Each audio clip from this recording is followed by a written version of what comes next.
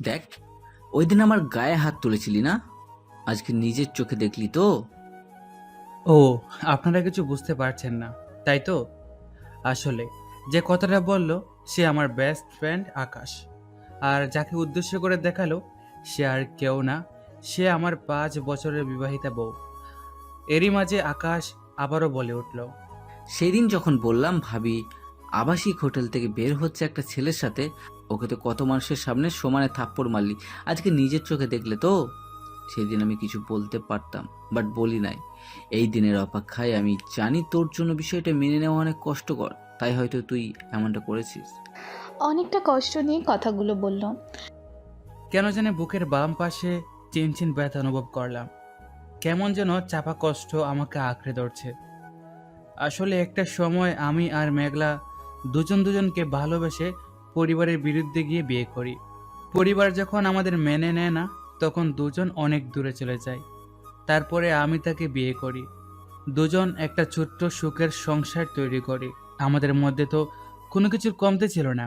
আমি তো আজ অবধি ওর কোনো ইচ্ছা, শখ, আহ্লাদ পূরণ করিনি, এমন কখনো হয়নি। এই 5টা বছর নিজের মাথার ঘাম পায়ে ফেলে শুধু পরিশ্রম করে গেছে, যাতে ও নিজের স্বপ্ন পূরণ করতে পারে। আজকে সেই মানুষটাকে অন্য পরপুরুষের সাথে আবাসিক হোটেল থেকে বের হতে দেখতে আমার বুকটা কষ্টে ফেটে যাচ্ছে। নিজের অজান্তেই চোখ দিয়ে পানি টপ টপ করে বেয়ে পড়ছে। কান্না করে কথাগুলো বলল। আপনাদের পুরো বিষয়টা বুঝতে গেলে একটু ফ্ল্যাশব্যাক থেকে ঘুরে আসতে হবে। তো রেডি তো ফ্ল্যাশব্যাকের অন্তহীন গভীরে ডুবে যেতে? ফ্ল্যাশব্যাক। ওই, কই তুমি? কতক্ষণ ধরে কল দিচ্ছি, যে কল ধরছো না যে? আসলে একটু গেম খেলছিলাম তো, তাই আর কি। আমার থেকে তোমার কাছে গেম বড় হয়ে গেল? আর এত বড় ঝামেলা, বাবা মা আমাকে চাপ দিচ্ছে, তোমাকে কত করে বলছি কিছু একটা করো, আর তুমি বসে বসে গেম খেলছো। আমি কি চেষ্টা করছি না, তুমিই বলো। না, তুমি চেষ্টা করছো না। চেষ্টার মতো চেষ্টা করলে অবশ্যই কিছু না কিছু একটা হতো, কিন্তু তোমার মধ্যে আমি সেই প্রতিভা দেখছি না। আচ্ছা, আমি কি করব তুমি বলতে পারো? কিছু করা লাগবে না, আজকে তুমি কলেজে আসো। কলেজে যাওয়ার মুড নেই, ভালো লাগতেছে না। বুঝছি, আমি বিকাশে টাকা পাঠিয়ে দিচ্ছি, তুমি ওইটা উঠায়ে ভাড়া দিয়ে চলে আসো। প্রীতির কথার উত্তরে নীরবতা। অনেকক্ষণ পর রনি বলে ওঠে, আচ্ছা ঠিক আছে। ওকে। কথাটা বলেই আমি ফোনটা কেটে দিলাম। তারপরে আমি আকাশের দিকে তাকিয়ে একটা দীর্ঘশ্বাস নিলাম। তারপরে নিচে গিয়ে মাকে কিছু কাজে সাহায্য করে রেডি হয়ে খাবার খেয়ে কলেজের উদ্দেশ্যে বের হলাম। কলেজে গিয়ে দেখি রনি আমার আগেই চলে এসেছে। সে আমাদের দুজনের বসার জায়গায় বসে আছে। আমি গিয়েই ওর পাশে বসলাম। ও, তুমি কখন আসলে? অনেকটা চমকে যাওয়ার মতো বলল। এই তো মাত্র। আচ্ছা, আমি যা বলবো তার সোজা উত্তর দিবা? আচ্ছা ঠিক আছে। তুমি কি আমার কথা বাসায় বলবা, নাকি কিছু একটা করবা? তুমি তুমি ভালোই জানো যে সামনের সপ্তাহে আমাকে দেখতে গেছে।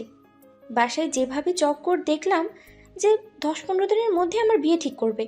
এখন বলো আমি কি করব? তুমি কেন কথা বলতেছো না? একটা ছোটোখাটো যে কোনো একটা কাজের ব্যবস্থা কি তুমি করতে পারবা না? অথচ তোমার বাসায় বলো।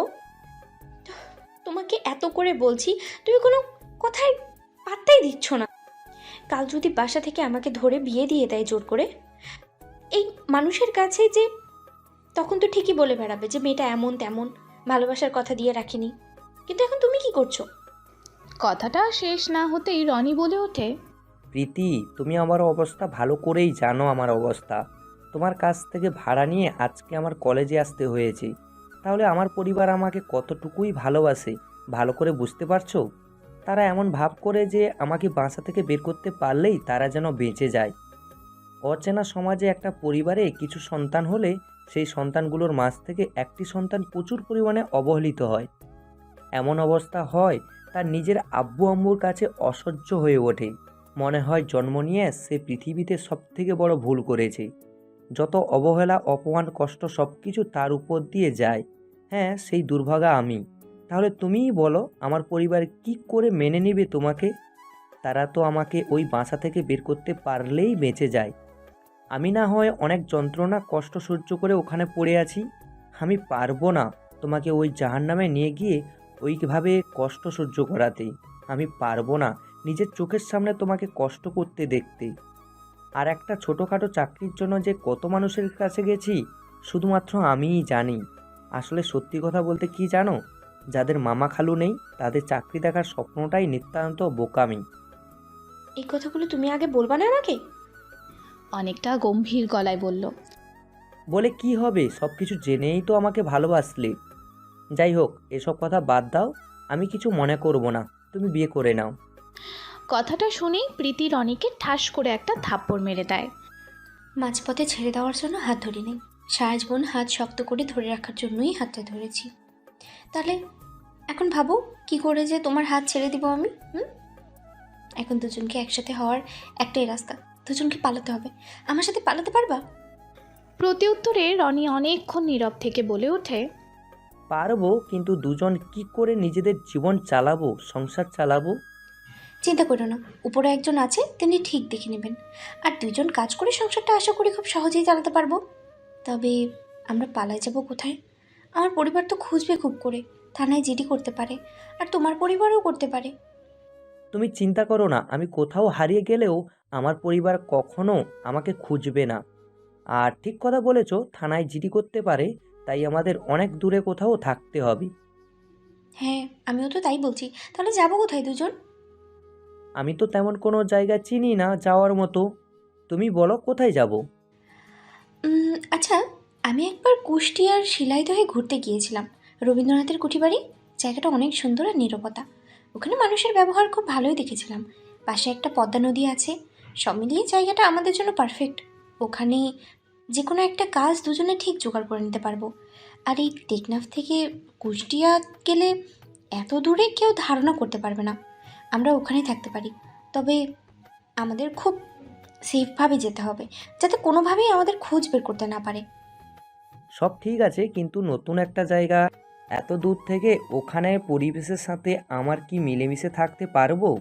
এত দূর যেতে আমার মন টানছে না, না গেলে হয় না। আসলে ওখানে আমার একটা ফ্রেন্ডের বাসা আছে। ওরা আগে ওখানে থাকতো, তারপরে ওর আব্বুর চাকরির জন্য ওখানে যেতে হয়েছে। আর ওর কাছে গেলে সব রকমের সুবিধাই পাবো আশা করছি। ও, বুঝতে পারছি। তারপরও কেন যেন আমার ভয় করছে। শালা হারামখোর, তোকে আমি বিয়ে করবো না, যা যা। যার জন্য চুরি করি সেই বলে চোর। আমার সাথে কথা বলবি না, আশেপাশে থাকলে ঠিক আমাদের খুঁজে বের করে ফেলবে। আমার টাকলা বাপটা যে জিনিস না, তাই আমি চাই না কোনোভাবেই দুজনে এক হয়ে আবার দূরে সরে যেতে। হ্যাঁ, বুঝতে পারছি এবার। বুঝেও কোনো লাভ নেই, আর কাজ হবে না। অনেকটা রেগে বলল, কাজ হবে কি হবে না আমি খুব ভালো করেই জানি। আর আমার 10টা না 5টা না একটা মাত্র বউ রাগ করেছে। ও, ছোটমণি রাগ করে না। ও গো। তোমাকে নিয়ে না আর পারি না। আমাকে কখনো কি একটু রাগ করে থাকতে দেবে না? চলো, ক্লাসে দেরি হয়ে যাচ্ছে, ক্লাসে করি। হোয়াট? ক্লাস করব কেন? কলেজে আসছো, ক্লাস করবে না তো কি করবা? আমরা কি এখানে আর থাকবো নাকি? না, এই কলেজে আর পড়বো না। এই জল্লাদ স্যারের ক্লাস কে করছে? যতই না থাকি, ক্লাস করতে হবে। মুই পারুম না। পারবি না মানে? তুই পারবি, তোর বাবু পারবে। তাহলে আমার বাপের ধরে এনে ক্লাস করাও আমি পারবো না। রনি, রাগ কিন্তু আমার মাথায় উঠে যাচ্ছে। আচ্ছা, তোমার এত রাগ আসে কই থেকে বলো তো? ক্লাস করবে না? চিৎকার করে বলল, আমি করব, আমার বাপ করবে, আমার 14 গোষ্ঠী করবে ক্লাস। এই দেরি হয়ে যাচ্ছে, চলো চলো। কথাটা বলেই রনি প্রীতির হাত ধরে টানতে টানতে ক্লাসে চলে যায়। আর প্রীতি রনির এই অবস্থা দেখে হাসতে হাসতে শেষ। কেননা যে ছেলেটা একটু আগে ক্লাস করতে নানা অজুহাত দেখাচ্ছিল, সেই ছেলে প্রীতিকে টানতে টানতে নিয়ে যাচ্ছে ক্লাস করার জন্য। ব্যাপারটা অনেকটা হাস্যকর, তাই না? এরই মাঝে প্রীতি মনে মনে বলে ওঠে, জীবনে আর কোনো কিছু প্রয়োজন নেই, এমন একটা ভালোবাসার মানুষ থাকলে। আমি আশা করি আমাদের জীবনে এখন যা কিছুর অভাব আছে, বাকি জীবনে আর তার কোনো অভাব থাকবে না। তারপরে একে একে প্রতিটা ক্লাস শেষ করে প্রীতি আর রনি আবারও খানিকক্ষণ কথা বলে, যে যার বাসার উদ্দেশ্যে রওনা দেয়। আর এইদিকে বাসায় এসে সকল কাজ সেরে প্রীতি খাবার নিয়ে রুমে গিয়ে রনিকে কল দেয়। তারপরে দুজন কিছুক্ষণ কথা বলে প্রীতি খাবার খেয়ে প্লেট রান্নাঘরে রেখে এসে রুমে চলে আসে। তারপর তার চিরচেনা কুষ্টিয়ার বন্ধুর কাছে কল দেয়। তারপর তাকে সকল কিছু ভালোভাবে খুলে বলে। দোস্ত, তুই কোনো টেনশন করিস না, আমি তোদের জন্য একটা বাসা আগে থেকেই রেডি করে রাখবো। তাই এখানে আসলে ভাইয়া কোনো না কোনো কাজ ঠিকই পেয়ে যাবে। এখানে কাজের কোনো অভাব নেই। তুইও 2-1টা টিউশনি সহজেই পেয়ে যাবি। So no tension. সব থেকে খুশির খবর, পরিবারের জন্য তোদের ভালোবাসা হারাতে দিস না। একটা সময় তোদের পরিবার ঠিকই তোদেরকে মেনে নেবে, কিন্তু দুজন দুজনের থেকে আলাদা হয়ে গেলে কখনো আর এক হতে পারবে না। আমি তোর সিদ্ধান্তের উপরে সম্মতি জানাচ্ছি। সো এই বিষয়ে আর কোনো চিন্তা ভাবনা করিস না। যেদিন আসবি তার 2-1 দিন আগে থেকে আমাকে জানাবি। আচ্ছা রে, তোকে যে কি বলে ধন্যবাদ দিব। ধন্যবাদ এই কাজে হবে না মামা, আমাকে ট্রিট দিতে হবে। ওকে বাবা, দিব। আগে আমাকে আসতে তো দে। আচ্ছা ঠিক আছে, তাহলে ভালো থাকিস। আল্লাহ হাফেজ। আমার তো এখন আবার টিউশনি আছে, আমি টিউশনি করাতে যাব। আচ্ছা যা, সাবধানে যাস। আল্লাহ হাফিজ। তারপর প্রীতি কলটা কেটে দেয়। এরপরে রনিকে কল করে সব ঘটনা খুলে বলে। রনি তো প্রীতির কথা শুনে সেই খুশি, সে খুশিতে লাফালাফি শুরু করে দেয় আর বলতে থাকে, ইয়াহু, তুমি যদি এখন আর পাশে থাকতে না, তোমাকে জড়ায়ে ধরে 5,000-এও বেশি চুম্মা দিতাম মেরি জান। থাক, বুঝছি, আর বলতে হবে না। বেশি রাত জাগার দরকার নেই। খেয়ে ঘুমিয়ে পড়ো, আবার কালকে কথা হবে। আচ্ছা ঠিক আছে, তুমিও ঘুমিয়ে পড়ো। আচ্ছা ঠিক আছে, আল্লাহ হাফিজ। তারপর দুজন কথা বলা শেষে ঘুমিয়ে পড়ে। এইভাবে দেখতে দেখতে আরও 10টা দিন পার হয়ে যায়। 10 দিন পর প্রীতি, কই তুই মা? হ্যাঁ আপু, আমি রান্নাঘরে। তাড়াতাড়ি ডাইনিং রুমে আয়। আচ্ছা ঠিক আছে, আসতেছি। তাড়াতাড়ি আয়। এরপর প্রীতি তার হাতের কাজ সেরে তার বাবা কি বলে সেটা দেখতে যায়। হ্যাঁ আপু, বলো, এভাবে চেঁচামেচি করছো কেন? সামনের সপ্তাহে তোর বিয়ে, এর মাঝে তোর কেনাকাটা করে নিবি, আর বাকি কোনো কাজ থাকলে সেরে ফেলবি। ওই দিনকে যে ছেলেটা তোকে দেখে গেছে তার নাকি তোর পছন্দ হয়েছে, তাই বিয়ের দিন তাড়াতাড়ি সে করতে চায়। আমি সেখান থেকে আসছি, একেবারে বিয়ের দিন ঠিক করে আসছি। বাবা, আমি আগেও বলেছি, এখনো বলছি, আমি বিয়ে করব না। তোমাদের সিদ্ধান্ত এভাবে আমার উপরে তোমরা চাপা দিতে পারো না। কেন? তোমার বিয়ে করতে সমস্যা কি? বিয়ে করবে না মানে? আমি জানি এসবের পিছনের কলকাঠি এই মহিলাই নড়ছে। আপনাদের মতো কিছু কিছু নিকৃষ্ট মেয়ের জন্য সারা মা জাতি কলঙ্কিত। ওগো, দেখো তোমার সামনে আমাকে কি করে অপমান করছে। আমার আর মরা ছাড়া উপায় নাই। কথাটা শুনেই সিফাত চৌধুরী ঠাস করে প্রীতির গালে থাপ্পড় মেরে দেয়। তারপরে সে চিৎকার করে বলতে থাকে, তোকে আমি পড়াতে পারবো না, তাতে বিয়ে করে বাসা থেকে বের হবি। বাবা, তুমি এই কথা বলতে পারলে? এই তুমি তো এক সময় বলতে আমাকে ডক্টর বানাবে, আমাকে দেশের বাইরে পড়াতে পাঠাবে। এই তোমার সেই মুখ? সময়, অবস্থান, পরিস্থিতি, এই তিনটা জিনিস সব সময় এক থাকে না। আমার হয়তো বা জানা ছিল না। কথাটা বলে প্রীতি তার রুমে চলে যায়। আর এদিকে রুবিনা চৌধুরী মানে তৎকালীন প্রীতির সৎমা মনে মনে বিজয়ের হাসি হাসতে থাকে। এইবার আসুন আমরা প্রীতি সম্পর্কে কিছু জেনে নিই। প্রীতির একটা সময় নিজের আব্বু আম্মু ভাই সবই ছিল। একটা কাল রাত্রি সব কিছু যেন কেড়ে নেয় প্রীতির কাছ থেকে, তার সব কিছুই কেড়ে নেয়। একদিন প্রীতি আর প্রীতির পুরো পরিবার প্রীতির একটা কাজিনের বিয়েতে যায়। সব কিছু ঠিকঠাক মতো হলেও বিয়ে থেকে আসার পথে সব কিছু যেন উল্টো হয়ে যায়। আসার পথে প্রীতিদের গাড়িটা একটা ভয়াবহ অ্যাক্সিডেন্ট হয়। অ্যাক্সিডেন্টটা এতটা ভয়াবহ হয় যে ঘটনাস্থলেই প্রীতির আম্মু আর প্রীতির 6 বছরের ভাই মারা যায়। প্রীতির অবস্থা ও আশঙ্কাজনক হয়ে যায়। আর প্রীতির বাবা তেমন কিছু হয় না। অ্যাক্সিডেন্ট হওয়ার সময় প্রীতির বাবা গাড়ির গ্লাস ভেঙে বাইরে ছিটকে পড়ে, ফলে তার শরীরে 2-1টা হাড় ভাঙলেও বড় কিছুর হাত থেকে বেঁচে যায়। এরপর প্রীতি দীর্ঘদিনের চিকিৎসার মাধ্যমে সুস্থ হয়ে ওঠে। এইভাবেই একটা বছর পার হয়ে যায়। তারপরে প্রীতির বাবা আরেকটা বিয়ে করে। প্রীতির ঘরে আসে তার সৎমা। তার সৎমা আসতে যেন তার জীবনের সব কিছু উল্টাপাল্টা হয়ে যায়। প্রীতির যেই বাবার স্বপ্ন ছিল প্রীতিকে ডক্টর করার, প্রীতির সেই বাবা এখন প্রীতিকে বাসা থেকে বের করতে পারলে বেঁচে যায় এমন অবস্থা। প্রীতি যেন ওর বাবার চোখের বিষ হয়ে যায়। এই প্রীতি কখনো ঘরের কোনো কাজ ঠিকঠাকভাবে করে নাই। সেই প্রীতি চাকরের মতো বাসার সব কাজ করে এখন। যাই হোক, এবার গল্পতে ফিরে যাক। এরপর প্রীতি রুমে গিয়ে রনিকে কল করে। হ্যাঁ প্রীতি, বলো। তারপরে সমস্ত ঘটনা প্রীতি রনিকে খুলে বলে। প্রীতির কথা শুনে রনি তখনই বলে ওঠে, তুমি রেডি থাকো, আমরা কালকেই পালাবো। আচ্ছা ঠিক আছে। এরপর তারা দুজনে আরও খানিকক্ষণ কথা বলে ফোনটা রেখে দেয়। এভাবে দেখতে দেখতে আরও একটা দিন চলে যায়। পরের দিন রাত আনুমানিক 11টার কাছাকাছি। তখনই প্রীতির ফোনে কল আসে। প্রীতি কল রিসিভ করতেই উপাস থেকে বলে ওঠে, আমি তোমাদের বাসার পিছন গেটে দাঁড়িয়ে আছি। ওখানে না, আর একটু সামনে আসো। আমার রুম সোজাসুজি পিছনের দিকে দাঁড়াও। পাগল হয়েছো তুমি? ওখানে গেলে কেউ যদি বুঝতে পারে তখন? হুম হুম। এত কথা শুনতে ভালো লাগে না কিন্তু আমার। শোনো, আমি ব্যাগ নিয়ে কোনোভাবে বাসার সামনে দিয়ে বের হতে পারবো না। সবাই সন্দেহ করবে। নিচে সবাই আছে। আমি ছাদে গিয়ে ব্যাগে দড়ি বেঁধে আস্তে করে পিছনে নামাই দিব। তুমি ব্যাগটা নিয়ে সোজা 3 রাস্তার মোড়ে চলে যাবে। দুজনে একসাথে ওখান থেকে গেলে ধরা যেতে পারে। ওখান থেকে একসাথে হয়ে বাস স্ট্যান্ডে যাব। তারপরে একবারে ঢাকার টিকিট কাটবো। তারপরে ঢাকা বাস থেকে নেমে ওইখান থেকে আরেকটা বাসে আরেকটা সোজা কুষ্টিয়ায় চলে যাব। বুঝতে পেরেছো? এত বুদ্ধি তুমি কই রাখো? হুম হুম। দেখো, এখন কিন্তু ফাজলামো করার মোটেই সময় না। আমি যা বলছি তাই করো।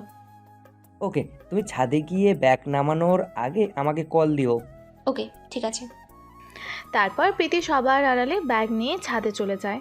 সবাই ডাইনিং রুমে টিভি দেখছে, আর প্রীতির রুমটা 2 তলায়, তাই প্রীতির ছাদে ব্যাগ নিয়ে যেতে তেমন কোনো সমস্যার মধ্যে পড়তে হয়নি। তারপর প্রীতি ছাদে গিয়ে সব কিছু রেডি করে রনিকে কল দেয়।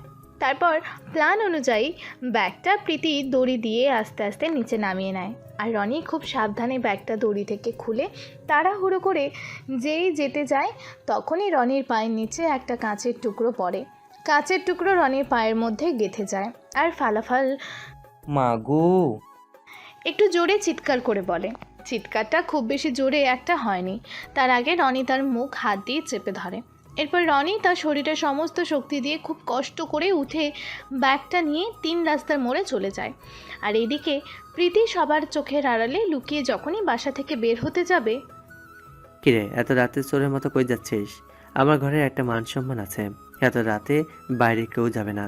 আর এমনিতেই মাত্র 5 দিন পর তোর বিয়ে। আসলে বাবা তেমন কিছু না, ওই একটু পাশের বাসা আন্টিদের বাসা যাচ্ছি। বাদ দাও, এইসব মেয়ে এত রাতে কোথায় যায় বোঝো না? প্রতিউত্তরে প্রীতি তার সৎ মায়ের দিকে চোখ বড় বড় করে তাকায়। এরপর তার বাবার দিকে ঘুরে বলতে থাকে, এখন তুমি চুপ করে থাকবা? কথাটা বলে প্রীতি মাথা নিচু করে বসা থেকে বের হয়ে যায়। আসলে প্রীতি সাধারণ একটা ড্রেস পরা ছিল, তাই কেউ তেমন কোনো সন্দেহ করেনি। তারপর প্রীতি বাসা থেকে বের হয়ে নিজের চিরচেনা বাসা থেকে 2 চোখ ভরে দেখে নেয়, কেননা এই দেখাই যে তার কাছে শেষ দেখা। এরপর প্রীতি মনে মনে ভাবতে থাকে, আব্বু, তোমার উপরে আমার কোনো অভিযোগ থাকলো না। আসলে কথাতেই তো আছে, মা মরে গেলে বাপেও পর হয়ে যায়, সেটা ছেলে হোক কিংবা মেয়ে। তবে অন্তত তোমার কাছ থেকে আমি কোনোদিন এমন আশা করি নাই। এসব কথা ভাবতে ভাবতেই খেয়াল করি নাই আমার 2 চোখ বেয়ে টপ টপ করে পানি পড়ছে। তারপর আমি নিজের ওড়না দিয়ে চোখ দুটো মুছে 3 রাস্তার মোড়ের উদ্দেশ্যে রওনা দিলাম। খানিকক্ষণ বাদে আমি গন্তব্য উপস্থিত দেখি রনি পা ধরে ল্যাম্পপোস্টের নিচে বসে আছে। আমি ওর কাছে যেতেই তো আরেকটা অবাক হয়ে যায়, দেখি ওর পা দিয়ে ঝরঝর করে রক্ত পড়ছে। তখন আমি জিজ্ঞেস করলাম, ওরে এমনটা কী করে হলো? তোমাদের বাসার নিচে ভাঙা কাঁচের টুকরো ছিল, আমি অন্ধকারে খেয়াল করিনি। ব্যাগ নিয়ে তাড়াহুড়ো করে আসতে গিয়ে ভাইয়ের কাঁচের টুকরো আমার পায়ের নিচে পড়ে। স্যান্ডেলটা ফুটো করে আমার পায়ের মধ্যে গেঁথে যায়। জুতো পায়ে দিয়ে আসতে পারোনি? তাহলে এমনটা হতো না। যে গরম পড়েছে, এর মধ্যে জুতো পায়ে দিলে একদম মরে যেতাম। এখানে এত দেরি করা যাবে না, তাড়াতাড়ি চলো। এরপর প্রীতি নিজের ওড়নার কিছুটা অংশ ফিরে রনির পা ভালো করে বেঁধে দেয়। রনির পায়ে ব্লিডিংটা কিছুটা অফ হয়। তারপর তারা দুজন তাদের প্ল্যান অনুযায়ী বাস স্ট্যান্ডে চলে যায়। তারপর বাসের টিকিট কেটে ঢাকার উদ্দেশ্যে রওনা দেয়। এভাবে প্রায় 6 ঘন্টার জার্নিতেই তারা ঢাকা এসে পৌঁছায়। আর ওইদিকে আচ্ছা, রাত তো প্রায় 3টার কাছাকাছি। ওই সময় প্রীতি যে বাইরে গেল আসছে। তা আমি কি জানি? তোমার মেয়ের খবর তুমি রাখো, আমার কাছে এসব কথা বলতে আসবে না। এরপর সিফাত রুম থেকে উঠে প্রীতির রুমে যায়, প্রীতির রুমে আছে কি নাকি দেখতে। তবে সে প্রীতির রুমে ঢুকতেই প্রীতির রুমে সব কিছু অগোছালো অবস্থায় দেখতে পায়। সে আলমারিও সব কিছু ভালো করে দেখে, কিন্তু কোথাও প্রীতির ড্রেস এবং তার কোনো জিনিস দেখতে পায় না। তখনও সিফাত চৌধুরী অনুমান করতে পারেনি যে কি হচ্ছে তার সাথে। সে রুম থেকে বের হতে যাবে, তখনই বিছানার উপরে একটা চিঠি দেখতে পায়। সিফাত চৌধুরী চিঠিটা খুলতে, প্রিয় সৎ বাবা, সৎ বলতে আমি বাধ্য হলাম, কেননা ওই মহিলার সাথে থেকে তুমি 3 দিন আমার উপরে যে অত্যাচার অবহেলা করতে, সেটা আমার আব্বু কখনো করতো না। কিন্তু তুমি আমার উপরে প্রতিনিয়ত অত্যাচার অবহেলা করেই যেতে। মহিলার কথা শুনে কখনো আমার কাছে এসে জিজ্ঞেস করো নাই, মা তুই কেমন আছিস? কখনো কি করেছো? যেদিন আমার মা মারা গেল, ওইদিন আমার মায়ের সাথে হয়তো আমি মরে গেলে সব কিছু একেবারে শেষ হয়ে যেত। তোমাকে আর এই উটকো ঝামেলা বাসায় রাখতে হতো না। আমি চলে যাচ্ছি তোমাকে ছেড়ে, আমার মা আর আমার ভাই স্মৃতিগুলোকে নিয়ে। আমাকে কখনো খোঁজার চেষ্টা করো না। সিফাত চৌধুরী চিঠিটা পড়ে তার বুকের মধ্যে কেমন যেন ব্যথা অনুভব করে। তারপর সোজা তার স্ত্রীর কাছে যায় আর বলতে থাকে। এই নাও চিঠিটা পড়ো। তারপর হাত থেকে নিয়ে চিঠিটা পড়ে প্রীতির সৎমা। যাক বাবা, ভালো হয়েছে, আপদ বিদায় হয়েছে, বাঁচলাম। কথাটা শুনে ঠাস ঠাস করে সিফাত চৌধুরী তার ওয়াইফের গালে থাপ্পড় মেরে দেয়। তারপরে বলতে থাকে, তোকে আমি বিয়ে করেছিলাম একটু সুখ শান্তির জন্য, এই সংসারটাকে আবার নতুন করে গড়ে তোলার জন্য। তুই আমার সংসারের সুখ শান্তি, আমার মেয়েকেও আমার কাছ থেকে কেড়ে নিলি।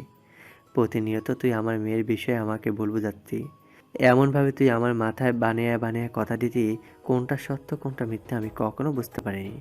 কিন্তু আমি আজকে হারে হারে বুঝতে পারছি আমার ভুলটা। কিন্তু আমি যে বুঝতে অনেকটা দেরি করে ফেলেছি। আমি কি আমার মেয়েকে আর ফিরে পাবো? আর যদিও পাই, ওর সামনে কি করে দাঁড়াবো? সিফাত চৌধুরী কথাগুলো বলে কাঁদতে কাঁদতে বাসা থেকে বের হয়ে যায়। আর অপরদিকে প্রীতি আর রনি বাস থেকে নেমে আবারও তারা বাসে উঠে রওনা দেয় কুষ্টিয়ার উদ্দেশ্যে। এভাবে দেখতে দেখতে সকাল প্রায় 8টা বেজে যায় এবং তারা কুষ্টিয়ার মাটিতে পা রেখে রাস্তায় জঞ্জাট না পাড়ায় তারা তাড়াতাড়ি আসতে পারে। এরপর তারা বাস থেকে নেমে সব কিছু গুছিয়ে প্রীতি ফ্রেন্ডের দেওয়া ঠিকানায় রওনা দেয়। তারপরে প্রীতির ফ্রেন্ড প্রীতিকে সব কিছু বুঝিয়ে দেয়। প্রীতিও সব কিছু বুঝে অনেক খুশি হয়। আর এদিকে, কী রে নবাবজাদা, এখানে লাট সাহেবের মতো পড়ে পড়ে ঘুমাচ্ছিস? ওট ওঠ। কথাটা বলেই রহিমা বেগম কাঁথাটা উঠালে কাঁথা নিজেই কোলবালিশ দেখতে পায় আর বালিশের ওপরে একটা চিঠি দেখতে পায় রহিমা বেগম। খানিকটা অবাক হয়ে যান তিনি।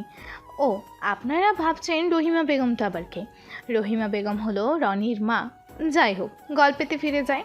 রহিমা বেগম চিঠিটা খুলতেই, হয়তো পরে পাওয়া, না হয়তো টোকানো ছেলে রনি। আচ্ছা, আমাকে তো জন্ম তোমরাই দিয়েছিলে, আমি তো নিজের ইচ্ছায় আসিনি, তাই না? তাহলে কি করে তোমরা আমার উপরে এভাবে প্রতিনিয়ত অত্যাচার করতে? জানো না, যখন খাবার দিতে আমাদের তুমি আমাকে শুধু বেগুন ভাজা দিতে, আর তোমার জন্য ছেলে মেয়েকে বড় বড় মাছের মাথা মাংস দিতে? জানো, বুকটা না খুব ফেটে যেত। আমি কি বেগুন ভাজা দিয়ে ভাত খেতাম, নাকি আমার চোখের পানির সাথে ভাত মাখিয়ে খেতাম, সেটা আমি ব্যতীত তুমি কখনো দেখার চেষ্টা করোনি। আমার বাকি ভাইদেরকে তুমি পড়ার সুযোগ করলেও আমাকে দিয়ে কুকুরের মতো তুমি খাটিয়েছো। কখনো আমাকে তুমি একটু ভালো করে পড়ার সুযোগও দাওনি। তাহলে আমি নিজেকে পড়ে পাওয়া বা খুঁটে আনা ছেলে ছাড়া কি বলবো? জানো বাবা, জীবনে পড়ালেখা করার অনেক ইচ্ছা ছিল। আমি যখন ক্লাস 9-এ পড়ি, তুমি আমার পড়ালেখা বন্ধ করে দাও, অথচ আমি ক্লাসে সবার থেকে ভালো ছাত্র ছিলাম। আর যেখানে আমার ভাইয়েরা টেনে টুনে ক্লাস করতে পারতো না, তুমি তাদেরকে পড়াতেই, আর আমাকে তুমি তোমার সাথে কাজ করাতে নিয়ে যেতেই। এতে আমার কোনো আফসোস নেই, আসলে দোষটা আমার ভাগ্যেই। পাগলের মতো খাইছি, বিনিময়ে তোমরা শুধু কষ্ট দিয়েই গেছো। আমি ক্ষমা করে দিলাম, তবে আমার মনের মধ্যে তোমাদের জন্য ঘৃণা জন্মে থাকলো। সেটা যদি ক্ষমা না করতে পারে তোমাদের, তখন আমার কোনো দোষ নেই। তোমাদের ছেড়ে চলে গেলাম অজানায় গন্তব্যে, যেখানে থাকবে না আমার কোনো কষ্ট। আমি আমার ভালোবাসার মানুষটিকে নিয়ে সুখে দুঃখে বাকিটা জীবন কাটিয়ে দিতে চাই। আশা করি অযথা তোমরা আমাদের খুঁজবে না, আর খুঁজলেও আমি তোমাদের পরিচয় দিব না যে তোমরা আমার বাবা মা। ইতি খুঁটে আনা ছেলে। চিঠিটা পড়ে রহিমা বেগম হাউমাও করে কান্না করে ওঠে। সে কখনো ভাবতেও পারে নাই যে তার সাথে এমনটা হতে পারে। চিঠির প্রতিটা কথা শুনে রহিমা বেগমের নিজের প্রতি ঘৃণা জমেছে। তারপরও রিমা বেগম নিজেকে শক্ত করে তার স্বামীকে চিঠিটা দেখায়। রনির বাবা চিঠিটা পড়ে মুখ দিয়ে কোনো কথা বের না হলেও চোখ দিয়ে দুফোঁটা পানি টপ টপ করে বেয়ে পড়ে গেল। আসলে এই পৃথিবীর সবাই সবার মূল্যটা বুঝতে পারে, কিন্তু কখন জানেন, যখন ওই মানুষটা আমাদের থেকে অনেক অনেক দূরে চলে যায়, ঠিক সেই মুহূর্তে। আপনি মরে গেলে আপনার শত্রু এসেও কান্না করবে আপনার জন্য, আপনার বিষয়ে দুটো ভালো কথা বলবে, মনে মনে অনুতপ্ত হবে যে আপনার সাথে এমনটা করা ঠিক হয় নাই তার। কিন্তু আফসোস, আপনি বেঁচে থাকতে যদি আপনার সাথে ঠিক এমন ব্যবহারটাই করতো, তাহলে আজকে সমাজ এমন পর্যায়ে যেত না। এই পৃথিবীর প্রতিটা সম্পর্ক, যেটা হোক দুইটা মানুষের ভালোবাসার সম্পর্ক, পারিবারিক সম্পর্ক, অল অফ দেম, যে কোনো সম্পর্ক থাকাকালীন কেউ মূল্য দিতে চায় না, কিন্তু নিজেদের থেকে অনেকটা দূরে সরে গেলে তখন ঠিকই সবাই মূল্য দেয়। তবে আফসোস, সেই মূল্যের আর কোনো দাম থাকে না। যাই হোক, গল্পতে ফিরে যাই। এই তুমি এত বড় ব্যাগ আনছো কি জন্য? এত জিনিস রাতে না আনলে কি হতো না? তোমার সাথে কি আমি একদিন থাকবো? সারা জীবন থাকবো। তোমার তো কিছু জিনিসপত্র লাগবে, তাই আনছি। এখন তুমি আমাকে সাহায্য করো ওইটা সাজাতে।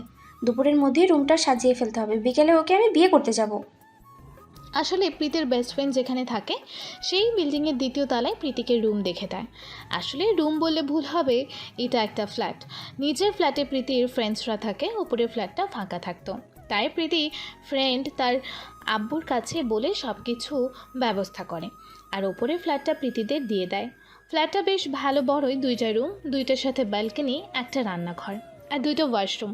মোটামুটি বেশ ভালোই। এর মাঝে রনি বলে ওঠে, আমরা এসে এত বড় রুমে থাকবো, ভাড়াটা তো অনেক বেশি হবে।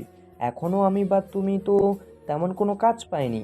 আসলে সব কিছু কি আমাকে মানায় নিবে বলো তো? এটা আমার ফ্রেন্ডেরই বাসা। ওরা যখন আসে তখন এই বিল্ডিংটা পুরোপুরি কিনে নেয়। উপরের ফ্ল্যাটটা ফাঁকা থাকে, তাই এখন থেকে এটাই আমরা থাকবো। ও আচ্ছা, তারপরেও এমনিতে থাকা ঠিক হবে না। কে বললো আমরা এমনি এমনি থাকবো? আমাদের হাতে যখন টাকা হবে তখন ফ্ল্যাটের ভাড়া পুরোটাই দিয়ে ফ্ল্যাটটাকে কিনে নেব। ততদিন কোনো পে করতে হবে না, আঙ্কেল আমাকে বলেছে। আসলে আঙ্কেলটা খুব ভালো মনের। আম্মু মারা যাওয়ার পর আমাদের বাসার সব কিছুই আঙ্কেল জানে। আমাকে তারা কেমন অত্যাচারের মধ্যে রাখতো, সব কিছু আঙ্কেলকে বুঝিয়ে বলার পরে তিনি আর কোনো দ্বিধাদ্বন্দ্ব করেনি। বুঝতে পারলে? আর এখন এত প্যাক প্যাক না করে হাতে হাতে কাজ করো, চলো। কথাটা শুনেই রনি প্রীতির ব্যাগ থেকে জিনিসপত্রগুলো বের করতে থাকে। ও, আপনার একটা জিনিস ভুল করবেন। আসলে যে সকল ফ্ল্যাট ভাড়া দেওয়ার জন্য বানানো হয় সে সকল ফ্ল্যাট আবাসিক বাসা থেকে অনেকটা আলাদা হয়, একে অপরের সাথে জয়েন্ট থাকে না, দুটাই ভিন্ন ভিন্ন আকারে থাকে। আর প্রীতির ফ্রেন্ডের বাসার ক্ষেত্রে একদম সেম। এরই মাঝে রনি চিৎকার করে ওঠে, কি ব্যাপার, তুমি এভাবে চিৎকার করে উঠলে কেন? এইগুলো কি? তোমাকে এইগুলো আনতে কে বলেছে? ও বাবা, আনবো না মানে? আমার মায়ের জিনিস আমি কি রেখে আসবো? এই গয়নাগুলো আমার মা আর আমার বিয়ের জন্য বানিয়েছিল, সেগুলো আমি রেখে আসবো? আমি তো শুধু তোমাকে চাই, এইগুলো তো কোনো দরকার ছিল না। তার উপরে আঙ্কেল আন্টি তারা জানলে তো মানে। কথাটা বলা শেষ নাই হতে এত মানে টানে বুঝি না। তুমি কি ভুলে যাচ্ছ ওই মহিলা আর ওই আমার আব্বু আমার সাথে কি করতো? আমার মায়ের শেষ সম্বল ওই ওই মহিলাকে দিয়ে আসতাম। না, আমি তা বলিনি। দেখো, তুমি চুপ করো। আমাদের একটা ভবিষ্যৎ আছে। আমরা যেমন, তুমি ছাড়া এই কুল উকুল নেই আমার, ঠিক তেমনই তোমারও কেউ নেই আমি ছাড়া। তাই অযথা এসব কথা বলে ঝামেলা বাড়াবো না আমাদের মাঝে। আচ্ছা বাবা, ঠিক আছে। তুমি এক কাজ করো তো, আলমারিতে এই কাপড়গুলোকে সব ঢোকাও, আর আমি বিছানাটা ঠিকঠাক করি। ঠিক আছে মেরি জান। এইভাবে রনি আর প্রীতি দুষ্টুমি করতে করতে তাদের মনের মতো করে ঘরটা সাজিয়ে নেয়। এভাবে দেখতে দেখতে দুপুর গড়িয়ে বিকাল হওয়ার উপক্রম। তখনই রনি বলে ওঠে, বাবা রে, সব কাজ শেষ? এত কাজ কি কেউ কারোর হবু জামাইয়ে দিয়ে করায়? মনে একটু দয়া মায়া নেই? উনি বাবা রে, আমার হবু জামাইটা তো ভেঙে গেছে। আসো, আমি ওড়না দিয়ে তোমার ঘাম মুছে দিই। কথাটা বলেই প্রীতি তার ওড়না দিয়ে রনির কপালের ঘাম মুছে দেয়। তারপর প্রীতি বলে ওঠে, বিকেল তো হওয়ার উপক্রম, এখনও তো দুজনের পেটে কিচ্ছু পড়ে নাই। তুমি এক কাজ করো, বাইরে থেকে কিছু খাবার আনো। এই যা, আমি তো ভুলেই গিয়েছি, আমার হবু বউটা এখনো খায় নাই। আমি তোমার কে যে আমি খাইছি কিনা তুমি মনে রাখবা? কথাই নেই, তোমার সাথে আমি রাগ করছি যত্তসব। ওরে বাবারে, আমার বউটা দেখি রাগ করেছে। তুমি একটুখানি বসো, আমি যাবো আর আসবো। ওকে, তাড়াতাড়ি আসবা। আচ্ছা বাবা, তুমি দরজাটা আটকিয়ে দাও। কথাটা বলে যখনই রনি দরজাটা খুলতে যাবে তখনই দরজায় কে জানি নক করে। কে? একটু জোরে বলে, ভাইয়া, আমি রিধি, দরজা খোলেন। দাঁড়াও, খুলছি। কথাটা বলেই আমি দরজাটা খুলেই দিই। দরজা খুলতে দেখি রীতি খাবার নিয়ে দরজার সামনে দাঁড়িয়ে আছে। আমি রিধিকে জিজ্ঞাসা করি, কি ব্যাপার, খাবার কি দরকার ছিল? ছিল কি না আমি জানি, আমার বান্ধবী কই? ভিতরে। কথাটা বলতেই রিধি রুমের ভেতরে প্রবেশ করে। তারপরে প্রীতিকে উদ্দেশ্য করে বলে, এই নে হারামি, খেয়ে নে। আর সরি রে, আমার মনেই ছিল না তোরা এখনও না খেয়ে আছিস। আসলে আমি একটু কলেজে গেছিলাম তো, তার জন্য আর কি। আর তাড়াতাড়ি খাবার খেয়ে রেডি হও। তোমাদের বিষয়ে আমি আব্বুর সাথে একটু আগে কথা বললাম রে। আমি, আব্বু আর তোরা মিলে রেজিস্ট্রি অফিসে যাব। তারপরে ভাইয়াকে আমার দুলাভাই বানাবো। হ্যাঁ, কী ব্যাপার ভাইয়া, আমার নিজের ভাইয়া থেকে কি দুলাভাই হতে রাজি আছেন? আমি তো এক পায়ে রাজি। ওরে বাপরে, থাক, বুঝতে পারছি। আমাকে আবার ওইদিকে সব রেডি করতে হবে। তোরা থাক, আমি যাই। দোস্ত, তোকে কি বলে যে ধন্যবাদ দিব আমার জানা নেই। যেখানে আজকে আমার পাশে সারা পৃথিবীর কেউ নেই, সেখানে আমার পাশে একজনকে শক্ত লাঠির মতো তুই দাঁড়িয়েছিস। কান্না করিস না রে, বুকে লাগে। এই রিদি তো অনেক আগেই মরে যেত। মনে পড়ে দুজন যখন নদীতে গোসল করতে গেছিলাম ছোটবেলায়। আমি সাঁতার জানতাম না, তুই আমাকে ধরে ধরে সাঁতার শেখাতি। মনে পড়ে ওই দিনটার কথা, যেদিন আমি স্রোতে ভেসে যাই। তুমি নিজের জীবনের ঝুঁকি দিয়ে আমাকে মৃত্যুর হাত থেকে উদ্ধার করিস। ওই দিন হয়তো তুই না থাকলে এই রিধি আজকে এই জায়গায় দাঁড়িয়ে থাকতে পারতো না, হয়তো অনেক আগেই মারা যেত। তোর এই ঋণ আমি কোনোদিন পরিশোধ করতে পারবো না। এখন একটু সুযোগ আসছে, আমাকে হালকা হতে দে। আর এমনিতেও তুই আমার নিজের বোনের থেকে কোনো অংশে কম না। আমার আব্বু তো তোকে আরেকটা মেয়ে ভাবে রে। হ্যাঁ, আমি জানি রে। কান্না করিস না, এখানে নিজের বাসা মনে করে থাকবি, কোনো ভয় নেই। কোনো কিছু দরকার পড়লে নিচে গিয়ে আমাকে ডাকবি বা আম্মুকে বলবি। আর এই যে ভাইয়া, আমার কলিজার টুকরো বোনকে দেখে শুনে রাখবেন। আর অনেক আদরের বোন আপনার হাতে তুলে দিচ্ছি, কখনো অযত্ন হতে দিয়ে না। আর এখন তোরা থাক, আমি ওইদিকে সব রেডি করি। আচ্ছা, ঠিক আছে। এরপর রিধি রুম থেকে চলে যায়। রনি রুমের দরজাটা আটকে দুজন মিলে খাবার খেয়ে নেয়। এরপর তারা রেডি হয়ে নেয়, দুজন সারা জীবনের জন্য একসাথে হওয়ার উদ্দেশ্যে, যার মাঝে থাকবে না কোনো বাধা, থাকবে না কোনো দেয়াল। এরপর তারা রেডি হয়ে নেয়। ঘড়ির কাঁটা 3:35। রিধির বাবা, রনি ও প্রীতি মিলে বের হয় রেজিস্ট্রি অফিসের উদ্দেশ্যে। এরপর তারা দেখতে দেখতে তাদের কাঙ্ক্ষিত গন্তব্যে পৌঁছে যায়। এরপর সুন্দরভাবে তাদের বিয়ে সম্পূর্ণ হয়। বিয়েতে রনির পক্ষে সাক্ষী থাকে রিধির বন্ধুরা, আর প্রীতির পক্ষে সাক্ষী থাকে রিধির আর রিধির বাবা। এরপর তারা একটা রেস্টুরেন্টে যায়, সবাই মিলে খাওয়া দাওয়া করে, বাসার উদ্দেশ্যে রওনা দেয়। বাসায় আস্তে আস্তে রাত 9টা বেজে যায়। ঘড়ির কাঁটায় এখন ঠিক রাত 9:48।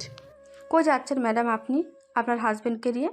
এমন কোনো সিস্টেম নাই ভাইয়া, আপনি আমাদের বাসর ঘরের জন্য কিছু অর্থ প্রদান করুন, তারপরে আপনার বিবিকে লইয়া আপনি আপনার বাসর ঘরে প্রবেশ করুন। কত দিতে হবে? আপনার যা ভালো লাগে। এরপর রনি তার পকেট থেকে 5,000 টাকা বের করে রিধির হাতে দেয়। রিধি আর বন্ধুরা ওইটা নিয়ে অনেক হ্যাপি হয়ে ওখান থেকে চলে যায়। এরপর রনি আর প্রীতি রুমের মধ্যে প্রবেশ করে। রুমের মধ্যে প্রবেশ করতেই যেন এত সুন্দর করে রুমটা সাজানো গোছানো, যা বলে প্রকাশ করার মতো না। আরে আমরা সবাই তো বিয়ের ওখানেই ছিলাম, তাহলে রুম কে সাজালো? তাই তো। দাঁড়াও, আমি রিদির কাছে জিজ্ঞেস করি। কথাটা বলেই প্রীতি রিধিকে কল দেয়। কিরে, বাসরঘর থেকেও কল করছিস, ব্যাপার কি? কিছু ভুলে টুলে গেছিস নাকি? কি করে বিরাহ মারতে হয়? চাক, তোর মুখে কি কিছুই আটকায় না? বলতেছি আমরা তো সবাই রেজিস্ট্রি অফিসে ছিলাম, তাহলে আমাদের রুম এভাবে সাজালো কে? আসলে আমরা যখন বিয়ের ওখানে ছিলাম তখন আম্মু আর আমার কিছু ফ্রেন্ড মিলে রুম সাজিয়েছে। এখন ফোন রাখ, সুন্দর করে বিড়াল মার। কথাটা বলেই রিধি ফোনটা কেটে দেয়। কি ব্যাপার? আসলে আন্টি আর রিদির কিছু ফ্রেন্ড মিলে সাজিয়েছে। আমরা দিন দিন ইনাদের কাছে কত ঋণী হব বলতে পারো? মানুষ কি করে এতটা ভালো হতে পারে, কি করে? অনেকটা নরম সুরে বলল। আমিও তো তাই বলি, ওদের ঋণ আমরা কি করে শোধ করব? এরপরে আরও কিছুক্ষণ সময় এভাবে চলে যায়। অনেক সময় পর প্রীতি রনির পায়ে হাত দিয়ে সালাম করে। বাকি সব বাসর ঘরে বউ বিছানায় বসে থাকে। জামাই রুমে ঢুকতেই বউ গিয়ে জামাইকে সালাম করে, কিন্তু এখানে যে সম্পূর্ণ ভিন্ন। যাই হোক, তারপরে তারা দুজন ডুবে যায় ভালোবাসার এক গহীন অনুভূতিতে। এই অনুভূতি বুঝতে গেলে অতি দ্রুত বিয়ে করা প্রয়োজন। কি বলেন আপনারা, করবেন তো বিয়ে? যাই হোক, গল্পতে ফেরা যাক। এরপর এইভাবে দেখতে দেখতে একটা বছর চলে যায়। এই একটা বছরে অনেক কিছু পরিবর্তন হয়ে গেছে। এখন রনি ছোট্ট দোকানে কাজ করে, আর প্রীতি 2টা টিউশনি করে। এতে তাদের জীবন কোনোভাবে চলে যায়। কি ব্যাপার পাঠক, বোরিং লেগে যায়? এখনও তো গল্পতে আমাদের নায়কের জন্মই হলো না, তাহলে কি করে বোরিং লাগে? গল্প তো এখনও শুরুই হয় নাই, এখন থেকে টুইস্ট শুরু। রেডি তো? তাহলে চলুন গল্পতে ফিরে যাই। একদিন হুট করে কি ব্যাপার ইয়াংম্যান, এভাবে আর কতদিন চলবে? এইভাবে এক প্রকার দিনমজুরের কাজ করার কতদিন চলবে? দেশে যদি কিছু না করতে পারো তাহলে দেশের বাইরে গিয়ে 1 2 3 বছর খেটে আসো, তারপরে দেশে এসে ভালো কিছু করো সেটা দিয়ে। আঙ্কেল, তেমন তো আমার কোনো পরিস্থিতি নেই বাইরে যাওয়ার। কি করে বাইরে যাব বলুন? তার উপরে আমার তো তেমন পড়ালেখাও জানা নেই। আমার পক্ষে তো বাইরে যাওয়া একেবারে সম্ভব নয়। আর বর্তমান বাংলাদেশের যে অবস্থা, কাজ করে ঠিকঠাক দুবেলা খেয়ে পড়ে থাকার মতোও নেই। জিনিসপাতির দাম যে পরিমাণে বাড়ছে। কথাটা তুমি ঠিকই বলছো, তারপরও জীবনে তো ভালো কিছু করতে হবে, তাই না? এভাবে আর কতদিন চলতে পারে? বুঝতে পারছেন আঙ্কেল, তবে আমার পক্ষেও তো সম্ভব না। এর উপরে আমি পড়ালেখা জানি না। শুনছি আপনি নাকি সৌদি থেকে আসছেন 3 বছর। হ্যাঁ, আমি তোমার আন্টিকে বিয়ে করার পর আমাদের সংসার খুবই টানাটানা যায়। তখন ওভাবে সংসার কি আর করবো, তাই সিদ্ধান্ত নিলাম বাইরে যেয়ে কিছুদিন ভালোভাবে কাজ করে এসে তারপর দেশে এসে কিছু করা যাবে। বাপু, টাকা ছাড়া জীবনে কেউ কখনো দাম দেয় না, বুঝবা বুঝবা একদিন। কি যে বলেন না। আচ্ছা আঙ্কেল, থাকেন, আমি আসি। কথাটা বলে রনি তার রুমের উদ্দেশ্যে রওনা দেয়। ও, আপনারা বুঝতে পারলেন না এত সময় রনির সাথে যে কথা বললো সে কে? এত সময় রনির সাথে যে কথা বললো সে হলো রিধির বাবা শফিক চৌধুরী। মানুষটা খুবই ভদ্র আর ভালো স্বভাবের। রনি আর প্রীতিকে তার নিজের ছেলেমেয়ের মতোই ভালোবাসে, আপনারা সবই তো জানেনই। আর ওইদিকে রনি রুমে ঢুকতে ঢুকতে তার মাথায় ঘুরপাক খেতে লাগলো। আঙ্কেল তো ঠিকই বলেছে, দেশে থেকে আর কি হবে? তার উপরে আমাদের প্রীতির বাচ্চা হতে যাচ্ছে। এভাবে তো আর চলা সম্ভব না, ভালো কিছু করতে হবে। এরপর যথা নিয়মে রনি রুমে ঢোকে। ফ্রেশ হয়ে এসে প্রীতির সাথে একসাথে খেয়ে তারা দুজন ঘুমাতে যায়। এরই মাঝে প্রীতি বলে ওঠে, জানো তুমি, আমার পেটের মধ্যে না মাঝে মাঝে কি যেন নড়ে ওঠে হুট করি। তাই তো দেখি তো। তারপরে রনি প্রীতির পেটের ওপরে একটা আলতো করে ঠোঁটে স্পর্শ দিয়ে প্রীতির পেটের ওপরে হাত বুলিয়ে দিতে লাগে। এই সময় রনির আবারও হুট করে মনে পড়ে যায় কিছু কথা। প্রীতি, আমি তোমাকে কিছু সিরিয়াস কথা বলতে চাই, তুমি মন দিয়ে শুনবা। অনেকটা সিরিয়াসভাবে বলল।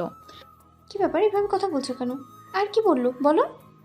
আসলে প্রীতি, এভাবে তো আর জীবন চলতে পারে না, তাই না? তুমি এই অবস্থায় টিউশনি করো, তার পাশাপাশি নিজের পড়ালেখা করো, তাতে আমার কোনো আপত্তি নেই। কিন্তু তোমার এই কষ্ট আমার সহ্য হয় না। আর আমাকে তো কিছু করতে হবে, তাই না? জীবনটা একটাই, দুইটা না, যা করার একবারই করতে হবে। আর আমার এভাবে দিন এনে দিন খাওয়া, এইগুলো যখন আমাদের বেবি এসে দেখবে, তখন তার কি প্রতিক্রিয়া হবে? আমাদের জীবন হয়তো অনেক কষ্টে কাটছে, তাই বলে কি আমাদের বেবিটার জীবনকে কষ্টের মধ্যে দিয়ে পার করাবো আমরা? তাই আমি ভাবছি। তুমি ঠিকই বলছো, কিন্তু আমরা এখন কি করতে পারি বলো? দেখো, দেশের যে অবস্থা, দেশে থেকে ভালো কিছু করা একেবারে অসম্ভব। 5 টাকার জিনিস এখন 15 টাকা। খাবার 5 টাকার কলমের উপরে ভ্যাট দিতে ছাড়ে নাই। তাহলে ভাবো, নিত্য প্রয়োজনের জিনিসপাতি কি দাম বাড়বে। এভাবেই তো আমরা চলতে পারছি না। আবার যদি সব কিছু দাম বাড়ে, আমি কি করে চলবো? তাই এই দেশে থেকে কোনো কিছু করা এই মুহূর্তে সম্ভব না আমার পক্ষে। হয়তো আমি পারতাম যদি ভালো পড়ালেখা জানতাম, কিন্তু সেটাও তো আমি জানি না। তাহলে কি করব আমি বলো? তাই আমি সিদ্ধান্ত নিয়েছি আমি দেশের বাইরে যাব। 3 4 বছর মন দিয়ে কাজ করে সেই টাকাগুলো এনে দেশে বড় কিছু করব। কি বললে তুমি? আমার জীবন থাকতে আমি তোমাকে বাইরে যেতে দেবো না? তুমি বোঝার চেষ্টা করো, বাইরে না গিয়ে কি করব এখন আমি এই মুহূর্তে। দরকার পড়লে আমি যে গয়নাগুলো আনছি সেগুলো দিয়ে আমাদের তো আনুমানিক 4-5 লাখ টাকা হবে। সেখানে আমরা এখানে কিছু একটা চালু করি। আমি কি পারবো না এই টাকাটা দিয়ে ভালো কিছু করতে? অবশ্যই পারবো। হ্যাঁ, 4 5 লাখ টাকা হয়তো অনেক বেশি তোমার কাছে মনে হতে পারে, আমিও মনে করি অনেক বেশি টাকা। কিন্তু বর্তমান বাংলাদেশে এই পরিস্থিতিতে এই টাকাটা অত্যন্ত অল্প। এই টাকাটা দিয়ে ভালো কিছু কি করে করব? এর থেকে টাকাটা দিয়ে যদি আমি দেশের বাইরে যাই, 1 4 5 বছর কাজ করি, তাহলে বাকি জীবন আমরা কোনো কিছু না করেও পায়ের উপরে পা তুলে খেতে পারবো। আপনার তো সুখ শান্তি চাই না, আমি পারবো না তোমাকে যেতে দিতে। এত জেদ করছো কেন? বললাম না আমি যাব। আমি বললাম তো যেতে দিতে পারবো না। কথাটা বলেই জেদের বসে প্রীতির রনির গালে থাপ্পড় মেরে দেয় একটা। আর রনি ছলো ভাবে প্রীতির দিকে তাকিয়ে থাকে। প্রীতি, তুমি আমাকে থাপ্পড় মারলেই? বিশ্বাস করো, আমি ইচ্ছে করে মারিনি, দুর্ঘটনায় লেগে গেছে। হাওমাও করে কান্না করে। কথাটি শুনে রনি রাগ করে আর একটা রুমে গিয়ে দরজা লাগিয়ে দেয়। তারপর সে ব্যালকনিতে গিয়ে বসে থাকে আর এইদিকে প্রীতি হাওমাও করে কাঁদতে লাগে আর বলতে লাগে, আমি ইচ্ছে করে মারিনি, আমি ইচ্ছে করে মারিনি। এতে রনির একটু মন গলে না। এমনিতেই সে একটু আগে রেগে আছে, তার উপর এইটা। ওইদিকে বসে বসে ভাবতে লাগে, ও আমার গায়ে হাত তুললো। এই বিষয়টা হয়তো আমি আজকে ওর রাগের মাথায় মারছে বলে স্বাভাবিক ধরে ধরে নিতে পারি, কিন্তু যে আবার কালকে মারবে না এটা কি গ্যারেন্টি আছে? এই 2 বছরে কোনো দিন ওর সাথে একটু কথা কাটাকাটি হয়নি, আজকে একটু কথা কাটাকাটি না হতেও আমাকে থাপ্পড় মেরে দিল। আর এইদিকে রনি দরজার সামনে প্রীতি পাগলের মতো কান্না করতে থাকে। প্রীতির এইভাবে কান্না করা দেখে রনি আর নিজেকে ধরে রাখতে পারে না। সে বাধ্য হয়ে ব্যালকনি থেকে উঠে গিয়ে দরজা খুলে প্রীতিকে বুকে জড়িয়ে নেয়। হাজার হলেও তার ভালোবাসার মানুষ। কান্না করে না পাগলি আমার, বেবিটার কষ্ট হবে তো। হ্যাঁ, তুমি কি ইচ্ছা করে মারছো বলো? আমি কিছু মনে করিনি। না, বিশ্বাস করো, আমি ইচ্ছে করে মারিনি। হ্যাঁ, আমি বুঝতে পারছি। এরপর দেখতে দেখতে এভাবে আরও 3টা মাস চলে যায়। এই 3 মাসের অনেক প্রীতিকে বাইরে যাওয়ার জন্য রাজি করে ফেলে। প্রীতি অবশেষে রনির জেদের কাছে হার মেনে নেয়। প্রীতি যখন রনিকে জিজ্ঞেস করে, তুমি বাইরে গেলে আমি একা থাকবো কি করে? তখনই রনি তার জবাব দেয়, দেখো আঙ্কেল আন্টি, রিধির পরিবার ওরা তো আমাদেরই পরিবার, তাই না? এই 2-2.5 বছরে দেখো নাই তুমি? আর তাছাড়া তো আমি সবসময় তোমার সাথে কোলেই থাকবো। তুমি শুধু আমার বেবিটার যত্ন নিবা, নিজের যত্ন নিবা আর বাসায় থেকে পড়বা, তাহলেই হবে। দেখো, এই পৃথিবীতে তুমি ছাড়া আমার যেমন কেউ নেই, ঠিক তেমনই আমি ছাড়া তোমার কেউ নেই, তাই এত ভয় পাওয়ার কোনো দরকার নেই। হুম। এমন হাজারো ভাবে রনি প্রীতিকে বোঝায়। এমন কথা শুনে প্রীতি বুঝে। অবশেষে প্রীতি বুঝতে পারে। এরপর তারা শফিক চৌধুরী মানে রিধির বাবার সাথে এ বিষয়ে কথা বলে। রিধির বাবা বিষয়টা বুঝতে পেরে একটু মুচকি হাসে। তারপর সে বলতে লাগে, বুঝতে পারছি বাবা, সমস্যা নেই, আমি সব ব্যবস্থা করতে পারবো।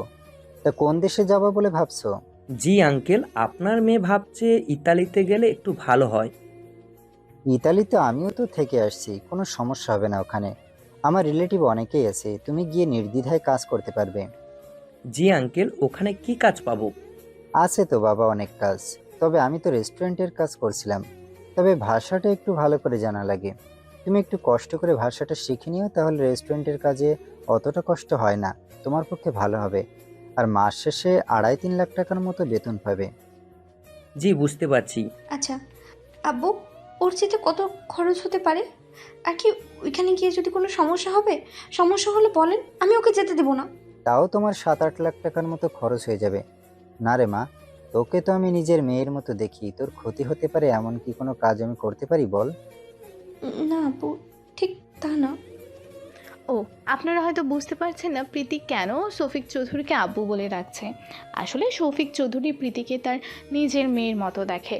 আর প্রীতিও তার বাবার অবহেলা শফিক চৌধুরীর স্নেহ যত্নকে নিজের বাবার মতো করে দেখে, তাই ভালোবেসে তাকে আব্বু বলে ডাকে। প্রীতি নিজের আব্বুর দায়িত্বগুলো শফিক চৌধুরী পালন করেছে। যাই হোক, গল্পতে ফিরে যাই। আঙ্কেল, আমরা তো 4 লাখ টাকা মতো ম্যানেজ করে দিতে পারবো। বাবা, আমি তো তোকে নিজের ছেলের মতো দেখি, তাই না? তুই না হয় আঙ্কেল বলে ডাকতে পারিস, সমস্যা না। তোদের টাকা দেওয়াই লাগবে না, আমি সব ব্যবস্থা করছি। তুই ওখানে গিয়ে কাজ করে আমার টাকা পরিশোধ করে দিস তখন। কি যে বলেন, আমি যদি বাইরে যাই আমার প্রীতিকে দেখার মতো আর আপনারা ছাড়া কে আছে? আপনাদের যদি পরে ভাবতাম তাহলে আপনাদের ভরসায় কি প্রীতিকে রেখে যেতাম? আল্লাহ যদি সহায় করে একদিন দেখিয়েন আমি বড় কিছু হতে পারবো। হ্যাঁ বাবা, পারবি। এরপর এমন আরও অনেকক্ষণ কথা বলে রনি আর প্রীতি তাদের রুমে চলে আসে। এর দিদি এসে তাদের শুভেচ্ছা দিয়ে যায় রনি বাইরে যাবে বলে। রনি আর প্রীতি অনেক খুশি যে এত সব সহজে হয়ে যাবে, তারা কখনো ভাবতেই পারেনি। এভাবে দেখতে দেখতে আরও 3টা মাস চলে যায়। আজকে রনির বাইরে যাওয়ার দিন। এয়ারপোর্টের সামনে যেন প্রীতির বুক ফাটা আর্তনাদ। প্রীতি যেন পাগলের মতন আচরণ করতেছে। আর একদিকে রনি যেন কষ্টে সহ্য করতে না পেরে বুকটা ফেটে যাওয়ার অবস্থা। খুব কষ্ট করে রিধি আর রিধির আব্বু প্রীতিকে আটকে রেখেছে। এরই মাঝে, আপু তুমি প্রীতিকে দেখো, তুমি ছাড়া যে আর ওর দেখার মতো কেউ থাকলো না।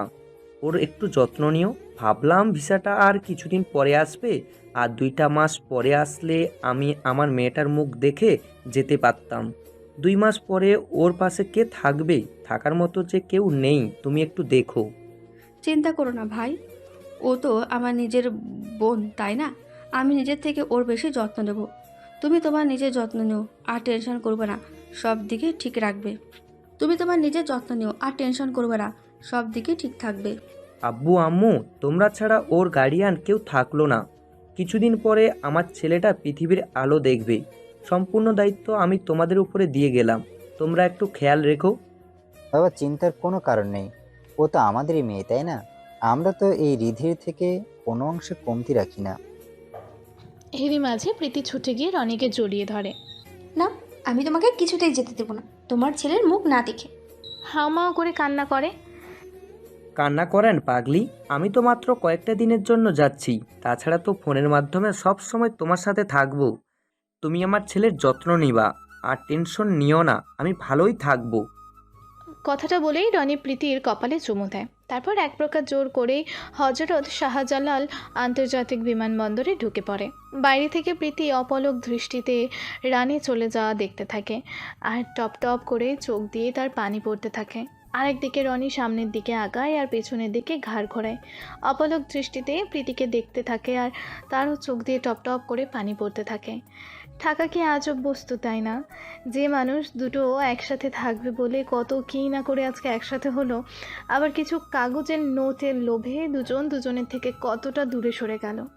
এখন আর চাইলেও কেউ কারোর সাথে ছুটে এসে দেখা করতে পারবে না, ছুটে এসে জড়িয়ে ধরে কাঁদতে পারবে না, ছুটে এসে আবদার করতে পারবে না। সত্যি আজব দুনিয়া, আজব কাগজের নোট। ধিক্কার জানাই। আজ আমি রাত 1:30 সময় তোমাদের মাঝে বাস্তব নিয়ে কিছু গল্প বলছি, কিছু কাগজের নোট পাওয়ার আশায়, অথচ এই মাঝরাতে সবাই নিজ নিজ যার যার মতো ঘুমিয়ে আছে। আমার কষ্ট আর কতটুকুই বা, যেখানে সমাজে হাজারো প্রীতি আর রনির মতো ভালোবাসা কিছু কাগজের নোটের আশায় নিরাশা হয়ে যায়। সে ভালোবাসার জন্য ঘর বাড়ি মা বাবা ছাড়তে 2বার ভাবলো না, অথচ সেই ভালোবাসা টাকার কাছে ধরে রাখতে পারলো না। আজব দুনিয়া। 2 বছর পর গল্পের এখানে অনেক টুইস্ট থাকলো। গল্পের কোনো এক অংশে এটা উন্মোচন করা হবে। চাচাই, চাচাই আমার খাবার নিয়ে নিছে। ছোট্ট বাচ্চাদের মতন বলল। কে নিছে বাবা তোমার খাবার? ওই বদমাইশ সেমরে নিছে। চলো আমার সাথে। কিরে, তুই চাচাইকে ডাকলি কেন? আমি তোরে আর খেলতে নিমু না। এটা ঠিক না, একজনের খাবার আর একজন নিয়ে এভাবে খেতে হয় না, এতে অন্যের হক নষ্ট হয়। তাহলে চাচা আপনি ভাগ করে দেন, আমরা ভাগ করে খাই। আমার খুব ক্ষুধা লাগছে, এইটুকু খাবারে আমার পেট ভরে নাই। এইটা আমারে বললেই হতো। কথাটা বলি আমি মেঘলার হাত থেকে খাবারটা নিয়ে ওরে খাওয়াইয়া দিতে লাগি, আর মেঘলা খেতে লাগে। এই বাচ্চাগুলোকে নিয়ে আর হয় না। কথাটা বলেই চাচা ওখান থেকে চলে যায়। ও, আপনারা কিছুই বুঝতে পারছেন না, তাই তো? এই ছেলে মেয়েগুলোকে আর চাচাই বা কে? এই চাচাটা হলো একটি এতিমখানার দেখভাল করার লোক, আর ছেলে মেয়েগুলো হলো এতিমখানার ছোট ছোট 2 বছরের বাচ্চা, যাদের বাবা মা নেই, পরিবার নেই, তাদের সন্তানরা এই এতিমখানায় বড় হয়। তবে এই ছেলেটার আর একটা পরিচয় আছে, এ হলো আমাদের রনি আর প্রীতির আদরের ছেলে। তবে এখন কথা হচ্ছে তাদের ছেলে এখানে কি করছে। তাদের ছেলে আজ এখানে বিগত 1.5 বছর ধরে লালন পালন হচ্ছে। এর মাঝে একটা বড় টুইস্ট আছে, গল্পের সাথে থাকেন, আস্তে আস্তে বুঝতে পারবেন। এছাড়াও এই ছেলেমেয়েগুলোর আর একটা পরিচয় আছে। এই ছেলে মেয়েগুলো হলো আমাদের গল্পের হিরো এবং হিরোইন। তো চলুন গল্পতে ফেরা যাক। এভাবে দেখতে দেখতে অনেকগুলো দিন চলে যায়। একদিন হুট করে, এ মেঘলা, আসো না আমরা খেলা করি। তোমার সাথে খেলা করলে অব্র আমাকে বকবে। আমার সাথে একটু খেলা করলে কি হয়, চলো না। আচ্ছা ঠিক আছে। এরপর সুদীপ্ত আর মেঘলা আরও অনেক ছেলে মেয়ে গ্রাম বাংলার ঐতিহ্য লুকাচুরি খেলতে লাগলো। এবার ওইদিকে অভ্র এতিমখানায় কিছু লোক আসছিল কাজ করার জন্য, তাদের সাহায্য করছিল। আর এসে এই অবস্থা দেখে তার জন্য মাথায় আকাশ ভেঙে পড়ে। কি ব্যাপার মেঘলা, তুমি এদের সাথে খেলতেছো কেন? কি মেঘলা, আমাদের সাথে খেলা করলে সমস্যা কি? এই তোমরা থামো।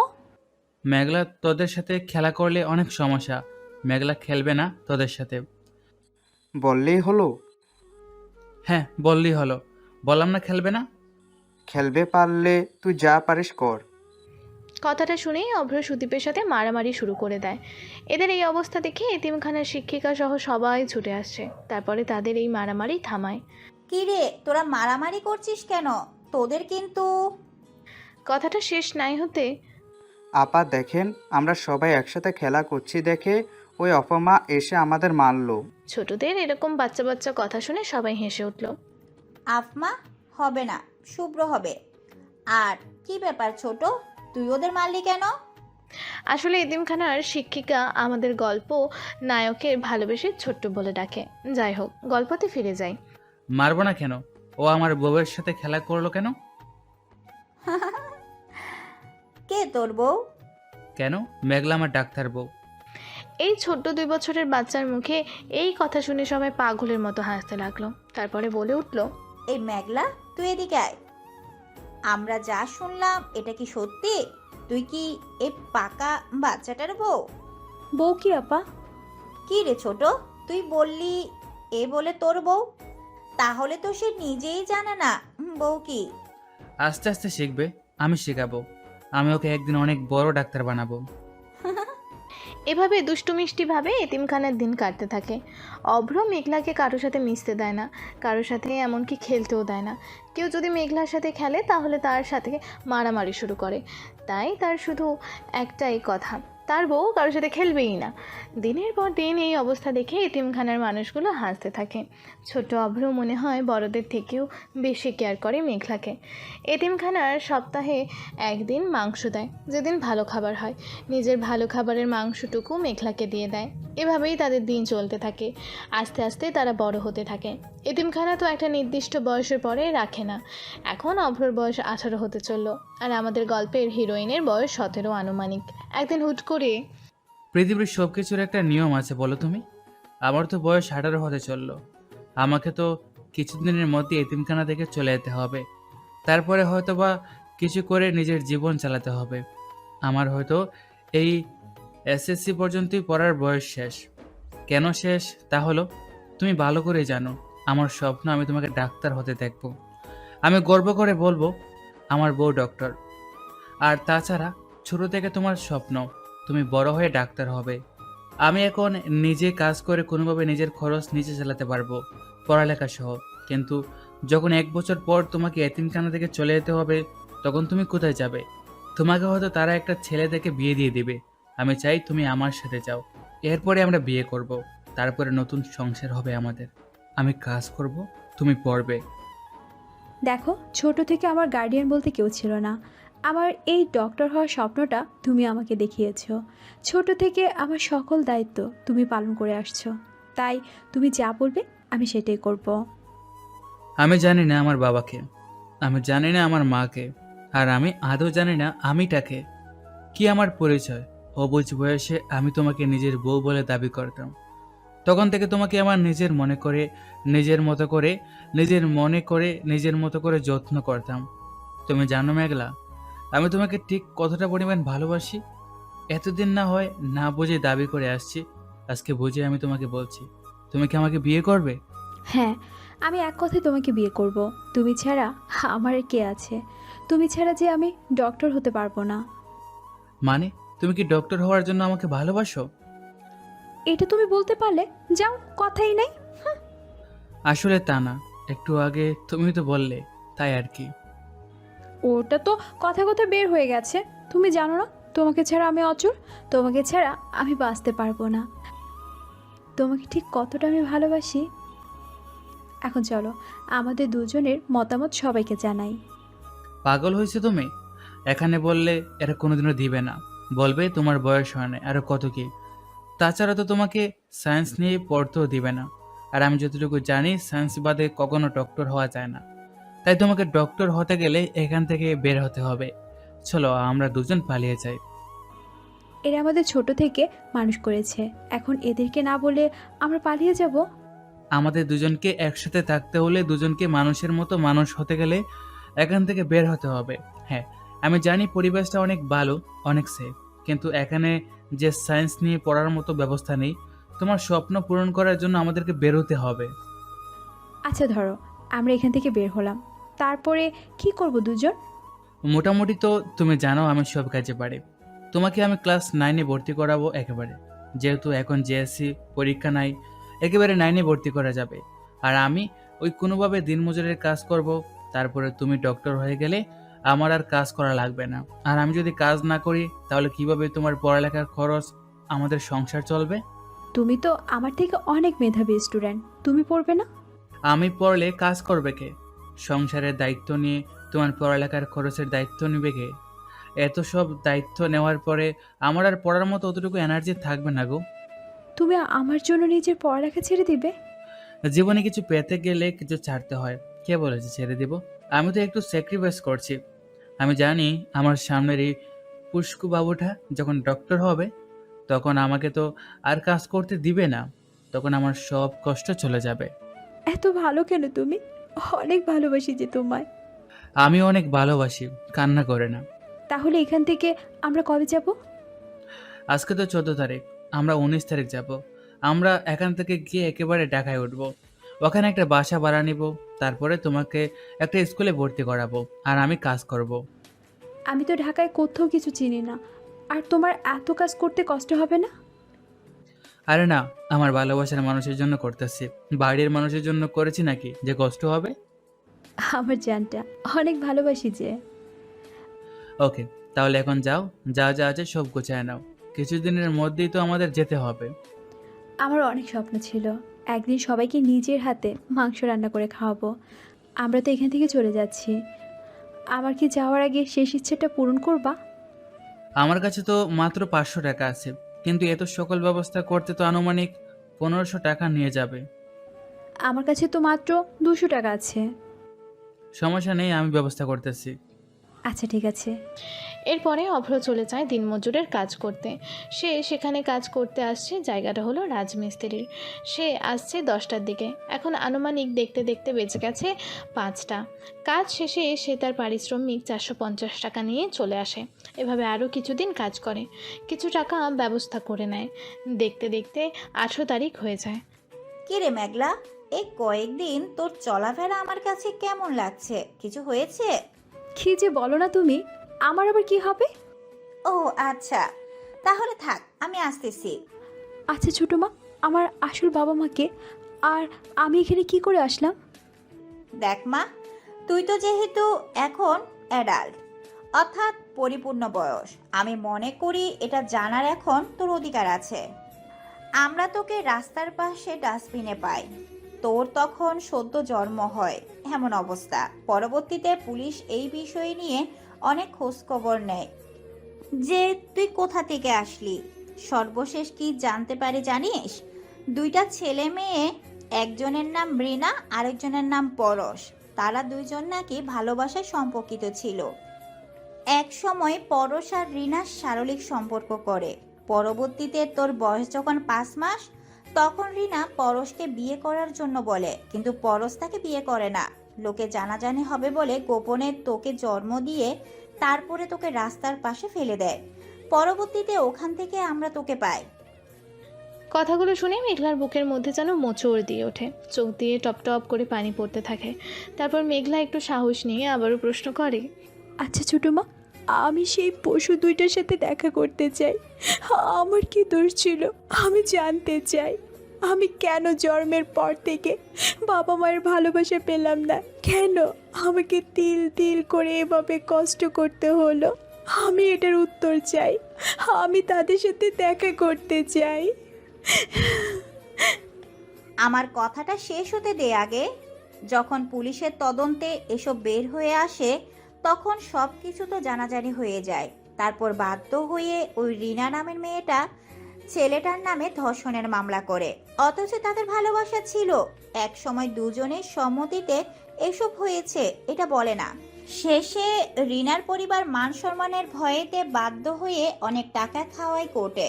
এরপরে সর্বশেষ ছেলেটা ধর্ষণের জন্য ফাঁসি হয়ে যায়, অর্থাৎ তোর বাবার ফাঁসি হয়ে যায়। বাবা কাকে বলছেন? আমার কোনো বাবা নেই, আমি মৃত্যুর পরও এদের মাফ করব না। আর ওই রিনা নামে জঘন্য মেয়েটা কোথায় ছোটো মা? ওই মেয়েটাও তার কর্মের ফল সে হাতে নাতে পেয়ে যায়। এই ঘটনার 1 বছর পরে এক গাড়ি অ্যাক্সিডেন্টে ভয়াবহভাবে তার বডি থেকে মাথা আলাদা হয়ে যায়। কর্মের ফল একটা সময় না একটা সময় পেতে হয়, এটাই তার প্রমাণ। দুনিয়াতে যত কষ্ট হোক না কেন, মৃত্যুর পরে আমি এদের মাফ করব না। কথাটা বলে হাউমাউ করে কাঁদতে কাঁদতে নিম গাছের নিচে যায়। কেননা মেঘলা জানে অভ্র এই সময় নিম গাছের নিচে বসে থাকে। সে কাঁদতে কাঁদতে দৌড়ে গিয়ে জড়িয়ে ধরে অভ্রকে। কি ব্যাপার মেঘলা, তুমি এভাবে কান্না করতেছো কেন? কথাগুলো কোনো প্রতিউত্তর না দিয়ে মেঘলা হাউমাউ করে কান্না করতে থাকে। কি হয়েছে বলবা তো তুমি? তারপর মেঘলা শুরু থেকে শেষ পর্যন্ত অভ্রকে খুলে বলে। শুনেও যেন অবাক হয়ে যায় অভ্র। তারপরেও মেঘলাকে সান্ত্বনা দিতে থাকে। তারপর এইভাবে দেখতে দেখতে ওই দিনটা চলে যায়। আজকে রাতে মেঘলা আর অভ্রর পালানোর দিন। তারা তাদের প্ল্যান অনুযায়ী দুজন পালাতে সক্ষম হয়। এরপরে একেবারে তারা বাসের টিকিট কেটে সোজা ঢাকার উদ্দেশ্যে রওনা দেয়। ঠিক যেমন শুরুতে অভ্রর আব্বু আম্মু কক্সবাজার থেকে কুষ্টিয়া আসে। বিষয়টা অনেকটা অবাক করার মতো, তাই না? সবই বুঝতে পারবেন, গল্পের সাথে থাকুন। এরপরে তারা দুজন ঢাকায় পৌঁছে বস্তিতে ছোট্ট একটা বাসা নেয়, যার ভাড়া মাসে 1200। এরপর এভাবে দেখতে দেখতে 2টা দিন চলে যায়। এই 2 দিনে তাদের পেটে তেমন কোনো খাবার পড়েনি। এটা তো কোনো গ্রাম অঞ্চল যে আপনার বাসায় খাবার না থাকলে অন্য কেউ এসে আপনাকে খাবার দিয়ে যাবে। এটা ঢাকা, এখানে আপনি খাইছেন কিনা শোনার মতো কেউ নাই। রাস্তা থেকে হাত থেকে যদি ছিনতাইকারী একটা ফোন নিয়ে দৌড় দেয়, পাশের লোক না ধরে দাঁড়িয়ে দাঁড়িয়ে দেখে, পারলে মোবাইলে ভিডিও করে। এটাই ঢাকা। আপনার টাকা নেই তো দেখার সময় নেই। যাই হোক, গল্পে ফিরে আসি। এভাবে দেখতে দেখতে সিমেন্ট কারখানার একটা গার্মেন্টসে কাজ পেয়ে যায়। তাকে প্রতিদিন কাজের বিনিময়ে 500 টাকা দেওয়া হবে। এতে অভ্র রাজি হয়ে যায়। আর এইদিকে মেঘলাকে স্কুলে ভর্তি করে দেয়। তাদের দুজনের সংসার যেন খুব সুন্দর চলতে থাকে। প্রতিদিন সকালে ঘুম থেকে উঠে মেঘলা নাস্তা বানাবে। তারপরে দুজন খেয়ে অভ্র কাজে যাবে আর মেঘলা স্কুলে যাবে। মেঘলা স্কুল থেকে 7টায় চলে আসে আর অভ্রর বাসায় আস্তে আস্তে 4:30 বা 5টা বেজে যায়। তাদের দিনের অনেক সুন্দর চলতে থাকে। এইভাবে দেখতে দেখতে মেঘলা স্কুলের গণ্ডি পার করে কলেজে পা দেয়। আর এইদিকে অভ্র আপন মনে কাজ করতে থাকে। একদিন হুট করে অভ্র কাজ শেষে বাসায় আসার পথে ভাবে আজকে মেঘলা খেয়ে একসাথে বাসায় নিয়ে যাবে। কেননা আজকে 3:30টায় অভ্রর কাজ শেষ হয়ে যায়। সে যথা নিয়মে মেঘলার কলেজের উদ্দেশ্যে রওনা দেয়। অভ্র মেঘলার কলেজে গিয়ে সে যেন আকাশ থেকে পড়ে। সে কিছুতেই নিজের চোখকে বিশ্বাস করতে পারছে না। এটা কিছুতেই হতে পারে না, কেননা তারই বিবাহিত স্ত্রী, যাকে সে বিশ্বাস করে পড়তে পাঠাইছে, সে কলেজে পড়ার নামে শহীদ মিনারের ওপরে বসে অন্য একটা পুরুষের কাঁধে মাথা রেখে বসে আছে। না, এ কিছুতেই হতে পারে না, কিছুতেই হওয়া সম্ভব না। না, সম্ভব না, কিছুতেই হতে পারে না। এভাবে কিছুটা সময় অতিবাহিত হয়ে যায়। কিছু সময় পর অভ্র চুপচাপ মেঘলার দিকে আগাতে থাকে। একটা সময় ঠিক সে মেঘলার সামনে গিয়ে দাঁড়ায়। এদিকে মেঘলা আর তার সাথে থাকা ছেলেটা আপন মনে গল্প করে যাচ্ছে। মেঘলা, একটু নরম স্বরে বলল। কথাটা শুনে মেঘলা আঁতকে ওঠে। তুমি এখানে কি করো? কি আর করবো, তোমার নষ্টমী দেখি। তোমার লজ্জা লাগলো না একটাবার? তোমার বিবেকে লাগলো না যে মানুষটা নিজের জীবনের সুখ শান্তি বিসর্জন দিয়ে তোমাকে উজাড় করে ভালোবাসে, সে মানুষটাকে এভাবে ঠকাতে? আজ ছোট থেকে আজ পর্যন্ত যা করে আসছি, সেখানে কি আমার দোষ ছিল? তারপরও আজকে আমাকে এই দিনটা দেখতে হবে, তা আমি কোনোদিনও কল্পনাই ভাবিনি। আচ্ছা, আমার মধ্যে কি কমতে ছিল একবার বলে দেখতে? আমাকে অনেক কষ্ট দিয়ে ফেললে তুমি। জান, তুমি বিশ্বাস করো, তুমি যেটা ভাবছো সেটা না। বিশ্বাস? তোমাকে? তোমাদের মতো কিছু কলঙ্কিত মেয়ের জন্য সারা মেয়ে জাতি কলঙ্কিত।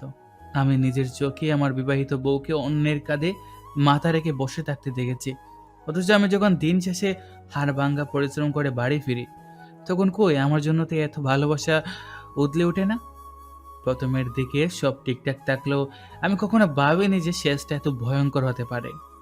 অপ্র, আমার কথা শুনো, তুমি একটু বোঝার চেষ্টা করো। এখানে 10 হাত মাটির নিচে তোকে পুঁতে ফেলবো। যতটা ভালোবাসছি তার থেকে বেশি ঘৃণা করতে পারবো। যার জন্য এত কিছু করলাম, দিন শেষে সে আমার জন্য কি করলো? আসলে সবাই তার ভুলটা বুঝতে পারে, তবে শুরুতে না, শেষে হয়তো আমার ক্ষেত্র ব্যতিক্রম না। কথাটা বলেই অভ্র চোখের পানি মুছতে মুছতে বাসার দিকে রওনা দেয়। আর এইদিকে মেঘলার মাথায় যেন আকাশ ভেঙে পড়ে। সে এখন হাড়ে হাড়ে বুঝতে পারে সে কত বড় ভুল করে ফেলেছে। সে আর দেরি না করে তাড়াহুড়ো করে বাসার দিকে রওনা দেয় আর মনে মনে ভাবতে থাকে, কি করব এখন আমি? ও যে আমাকে ভুল বুঝলো, ওকে আমি কি করে বোঝাবো? এখন হাজারো কথা ভাবতে ভাবতে মেঘলা ওর বাসায় পৌঁছে যায়। বাসায় পৌঁছাতেই দেখে সব কিছু এলোমেলো, বাসার আবাসপত্র ভেঙে তছনছ করা। এরই মাঝে অভ্র মেঘলাকে দেখে পাশ থেকে টিভিটা নিয়ে তার সামনে ছুঁড়ে মারে। টিভিতে সোজা দেয়ালের সাথে বাড়ি খায়, টিভির কাঁচ ভেঙে তছনছ হয়ে যায়। কি করছো তুমি? তুমি যেমনটা ভাবছো তেমনটা না। আমাকে একটু বিশ্বাস করো, তোমার দুটো পায়ে পড়ি।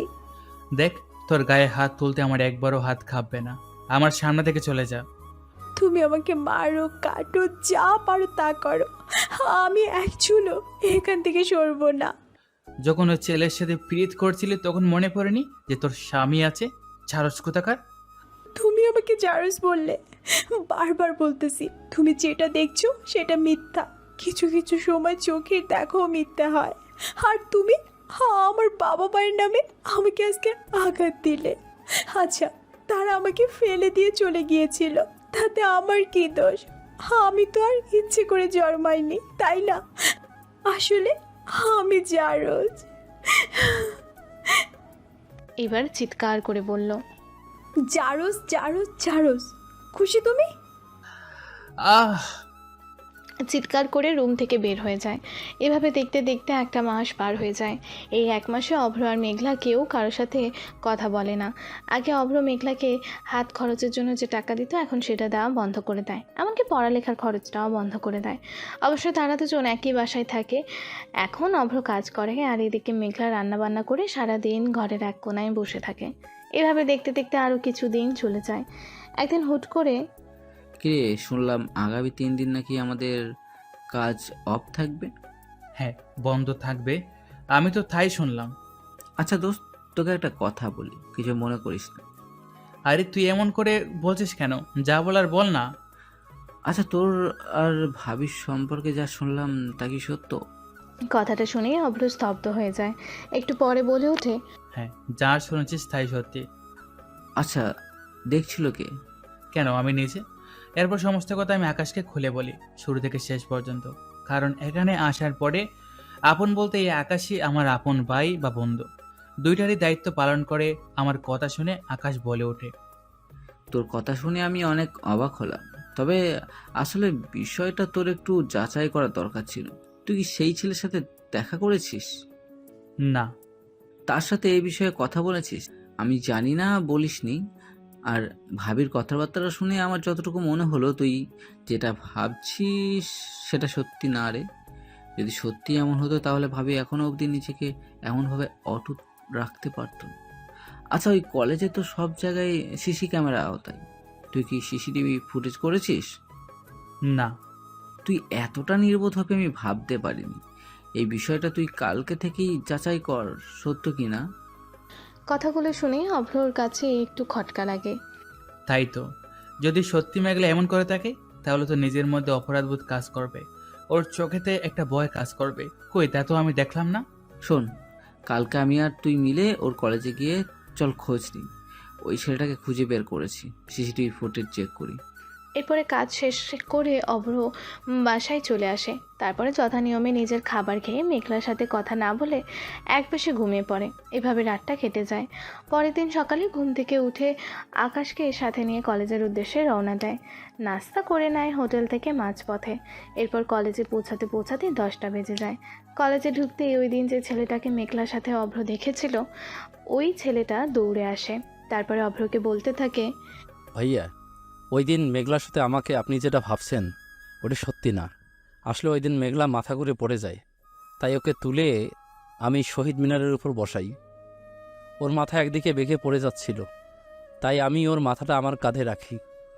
তবে আমি কখনো ভাবি নেই যে এতটুকু বিষয় থেকে এত বড় বিষয় হয়ে যাবে।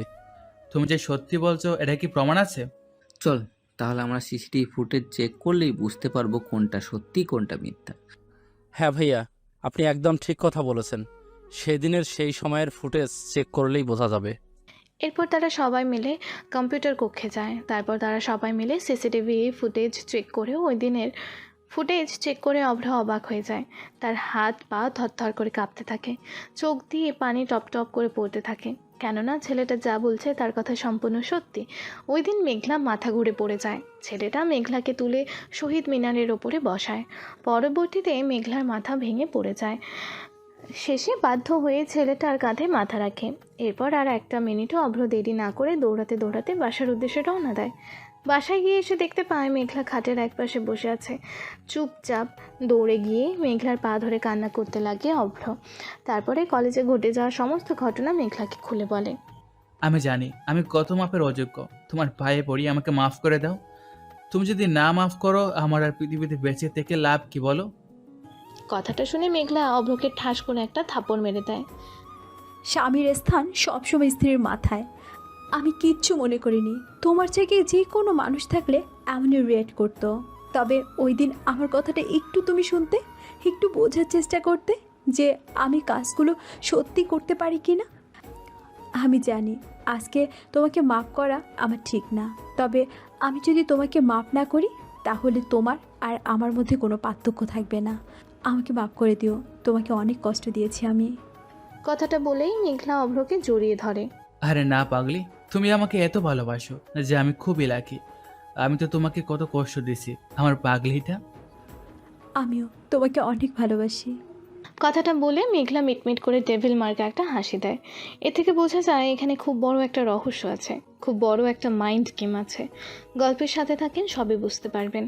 এরপর এভাবে দেখতে দেখতে 5টা বছর চলে যায়। আজ 5 বছর পরে মেঘলা দেশের একজন নাম করা ডক্টর। এদিকে অভ্র যে খুব খুশি, যার জন্য সে এত কষ্ট করেছে সেই স্বপ্ন সে পূরণ করতে পারছে।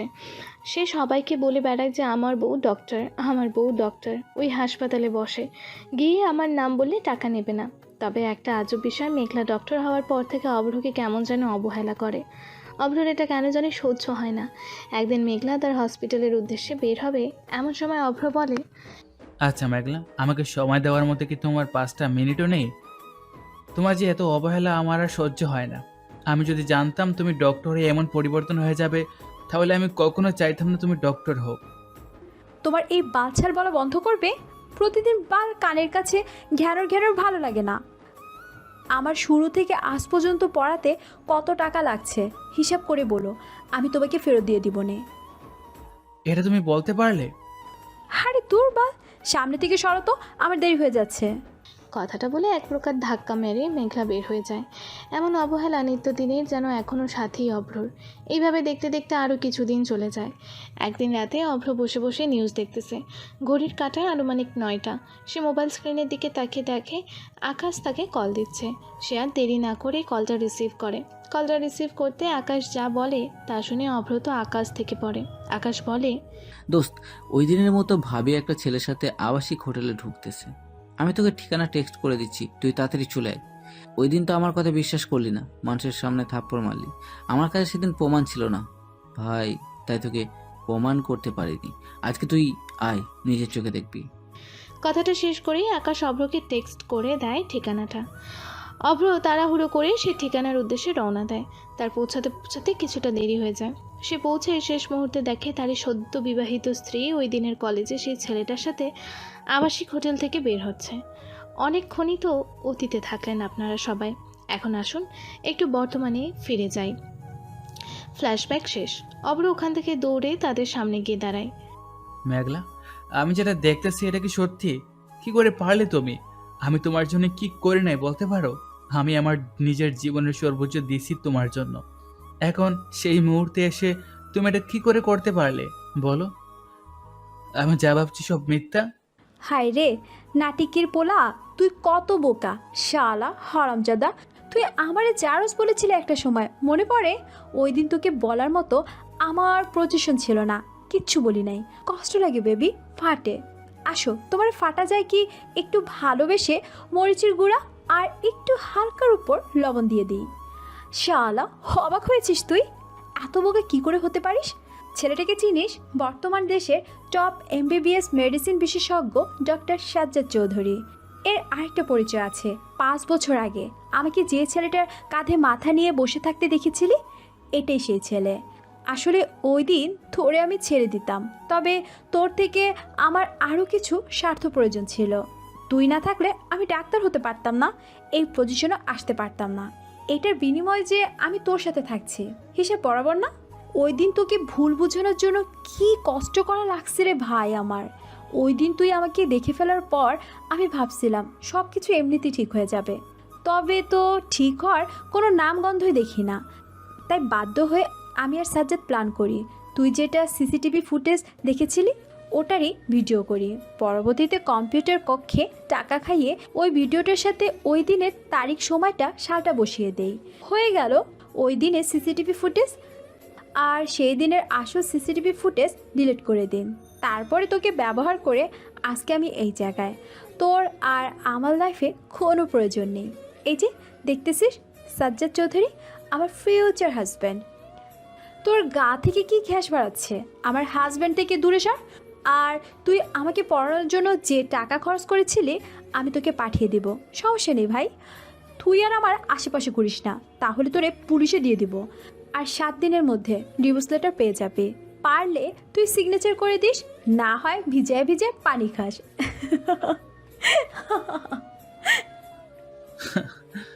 এটার ফল তুই হাড়ে হাড়ে পাবি। কথাটা বলেই অভ্র বসে পড়ে, তার চারপাশ যেন অন্ধকার হয়ে যায়। এইটার ফল তুই হাড়ে হাড়ে পাবি। যা ফিরতে পারিস তাই ছিঁড়ে নিস সামনে থেকে, সর। চলো তো জানটা। মেঘলা সাজ্জাদের হাত ধরে সেখান থেকে চলে যায়, আর অভ্র সেখানেই বসে তাদের জার পানে চাতক পাখির মতো তাকিয়ে আছে। আকাশ অভ্রের কাছে গিয়ে তাকে দাঁড় করিয়ে বলে, ভাই, ওই মেয়ের কথা ভুলে যা। যে তোর ভালোবাসা বুঝলো না তার জন্য তুই কেন কষ্ট পাবি?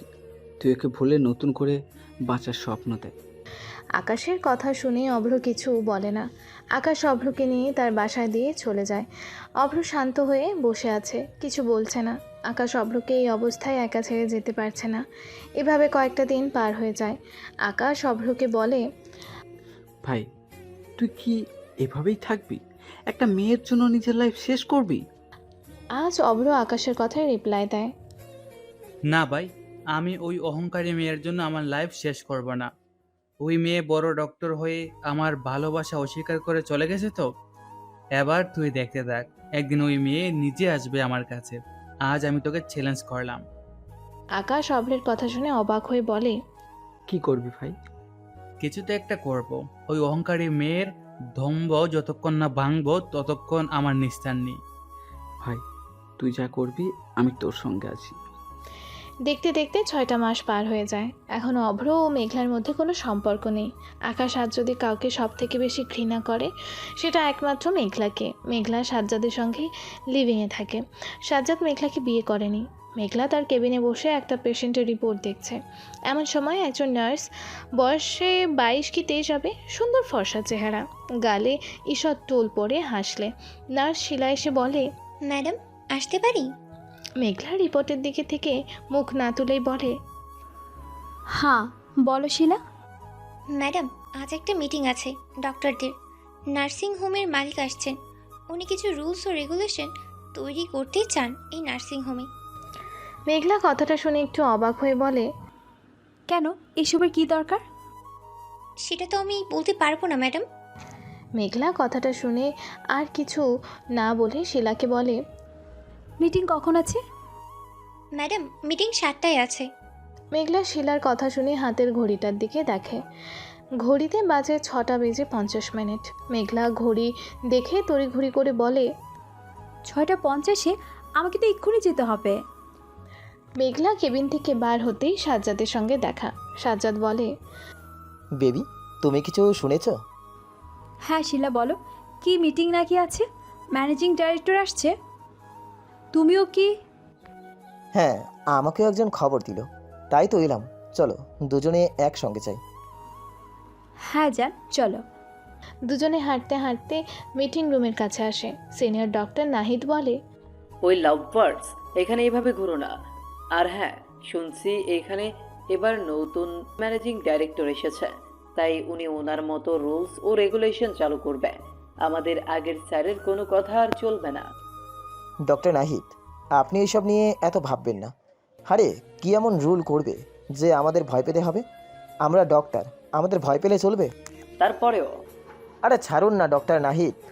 আর তাছাড়া আমরা আগেও কথায় স্যারের কথা মতনই চলতাম। এই স্যার যদি রাজি হয়। ছাড়ুন তো। তাদের কথা শুনে মেঘলা সাজ্জাদকে বলে ওঠে, জান, নাহিদ ভাই ভুল কিছু বলেনি। সত্যি, যদি এই নতুন স্যার রাগী হয়। বলতে বলতে সেখানে শিলা এসে খবর দেয়, স্যার, ডিরেক্টর এসে গেছেন।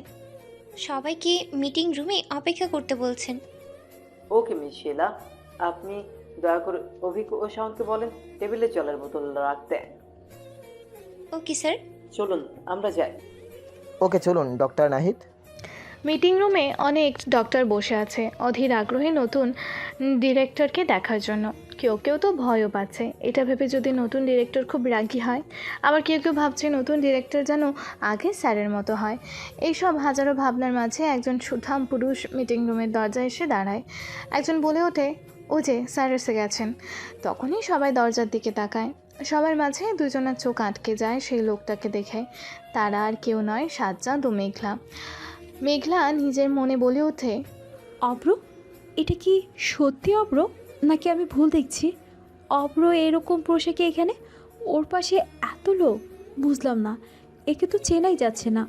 সঙ্গে ওটা কি, ওর বন্ধু আকাশ না? সাজ্জাদ মেঘলাকে ঠেলা দিয়ে বলে, মেঘলা, এত তোমার এক্স হাজবেন্ড অব্র? এরই মাঝে একজন এসে বলে, এই আপনাদের নতুন ম্যানেজিং ডাইরেক্টর অভ্রজিৎ সান্যাল, এই নার্সিংহোমের অনারের একমাত্র নাতনি। কথাটা শুনেই সাজ্জাদ মেঘলা পুরোই শকড হয়ে যায়। মেঘলা মনে মনে বলে, এইসব কি?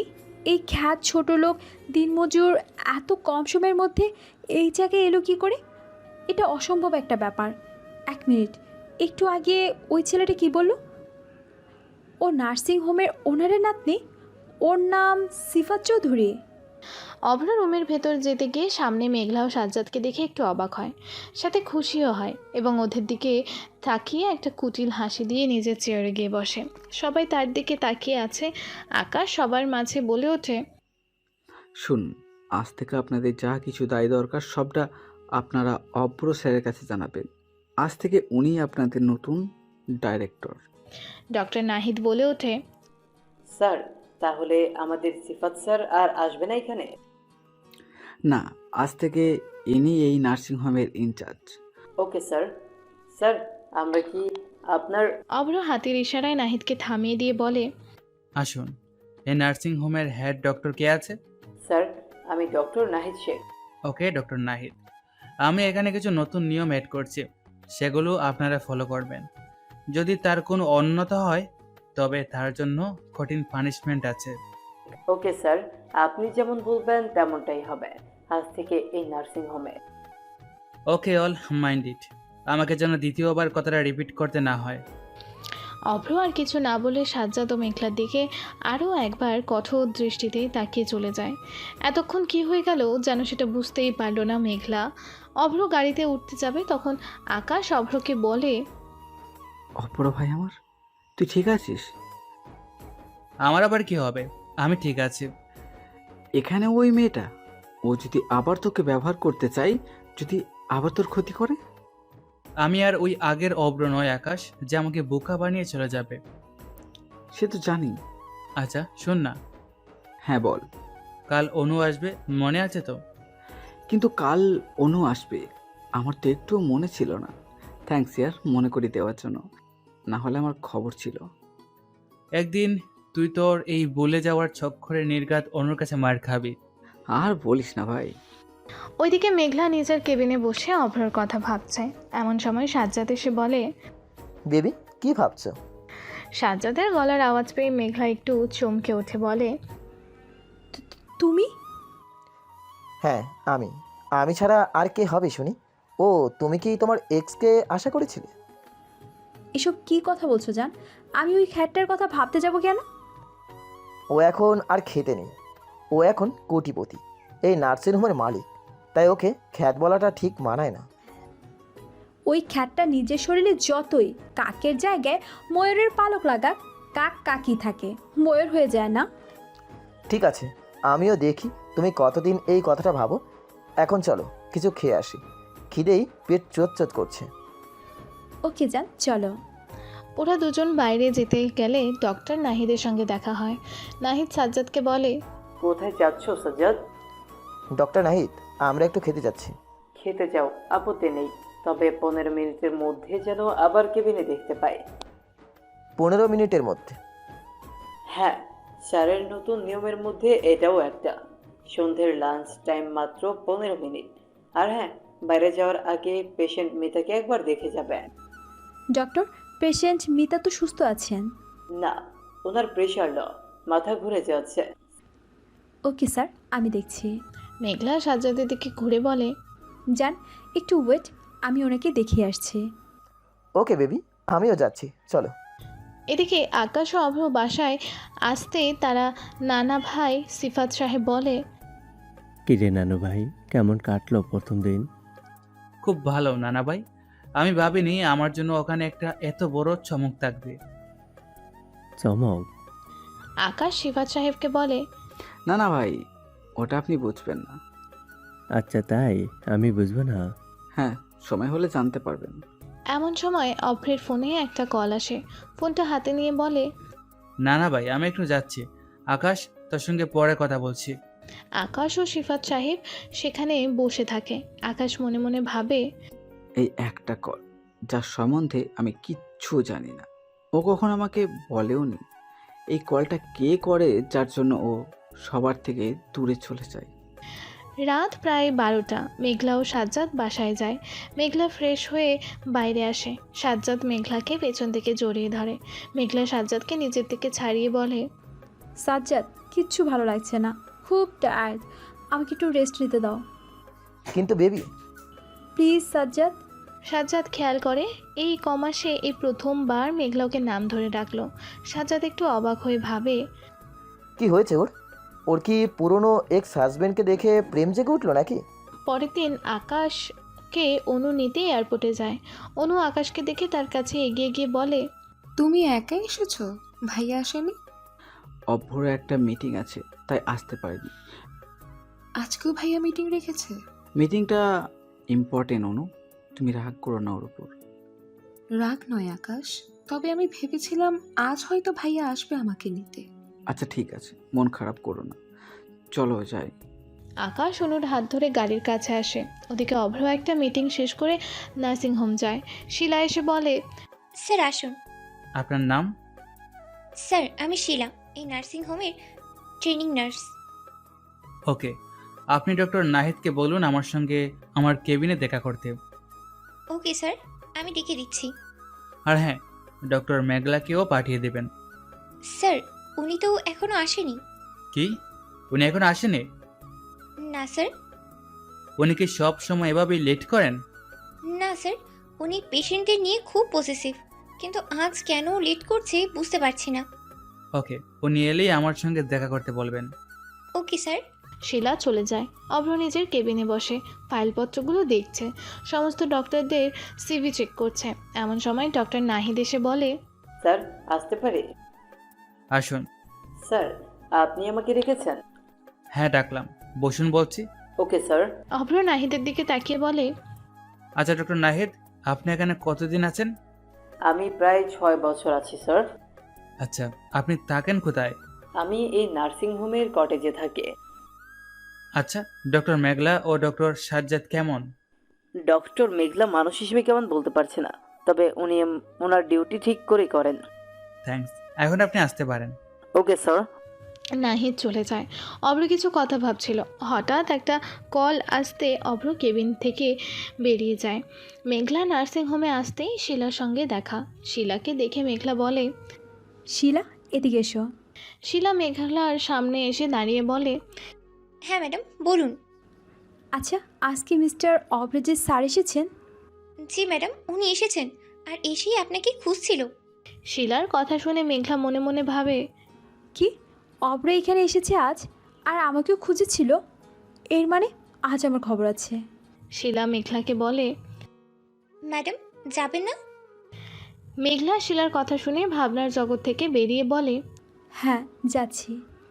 মেঘলা অভ্রর কেবিনে গিয়ে দেখে অভ্র কেবিনে নেই। মেঘলা কয়েকবার স্যার স্যার বলে ডাকে, কিন্তু কোনো সাড়া না পেয়ে ভেতরে চলে যায়। ভেতরে ঢুকে এদিক ওদিক দেখছে। এমন সময় পেছন থেকে অভ্র একটু রাগ দেখিয়ে বলে, এই কে আপনি? আমার পারমিশন ছাড়া আমার কেবিনে ঢুকছেন? অভ্রর গলার আওয়াজ পেয়ে মেঘলা ভয় পেয়ে তোতলাতে তোতলাতে বলে, সরি স্যার, বুঝতে পারিনি। বুঝতে পারিনি মানে? কারো কেবিনে যাওয়ার আগে তার পারমিশন লাগে, জানো না? আসলে স্যার, আমি আপনাকে অনেকবার ডেকেছিলাম, আপনি ছিলেন না, তাই। তাই কি? তাই না বলে ঢুকে আসবেন? মেঘলা একটু শান্ত হয়ে বলে, অভ্র তুমি? মেঘলার মুখে নিজের নাম শুনে অভ্র পুরা খেপে যায়। সে চিৎকার করে বলে, ওই মেয়ে, তোর সাহস কি করে হয় আমার নাম ধরার? তুই ভুলে যাস না আমি তোর বস। মেঘলা অভ্রর এই রূপ আগে কখনো দেখেনি। মেঘলা খুব ভয় পেয়ে যায়। আমি তোর মতো মেয়ের মুখে কখনো আমার নামটা শুনতে চাই না। আর হ্যাঁ, কোনো দরকার ছাড়া আমার সঙ্গে কথা বলতে আসবি না। এখন যা এখান থেকে।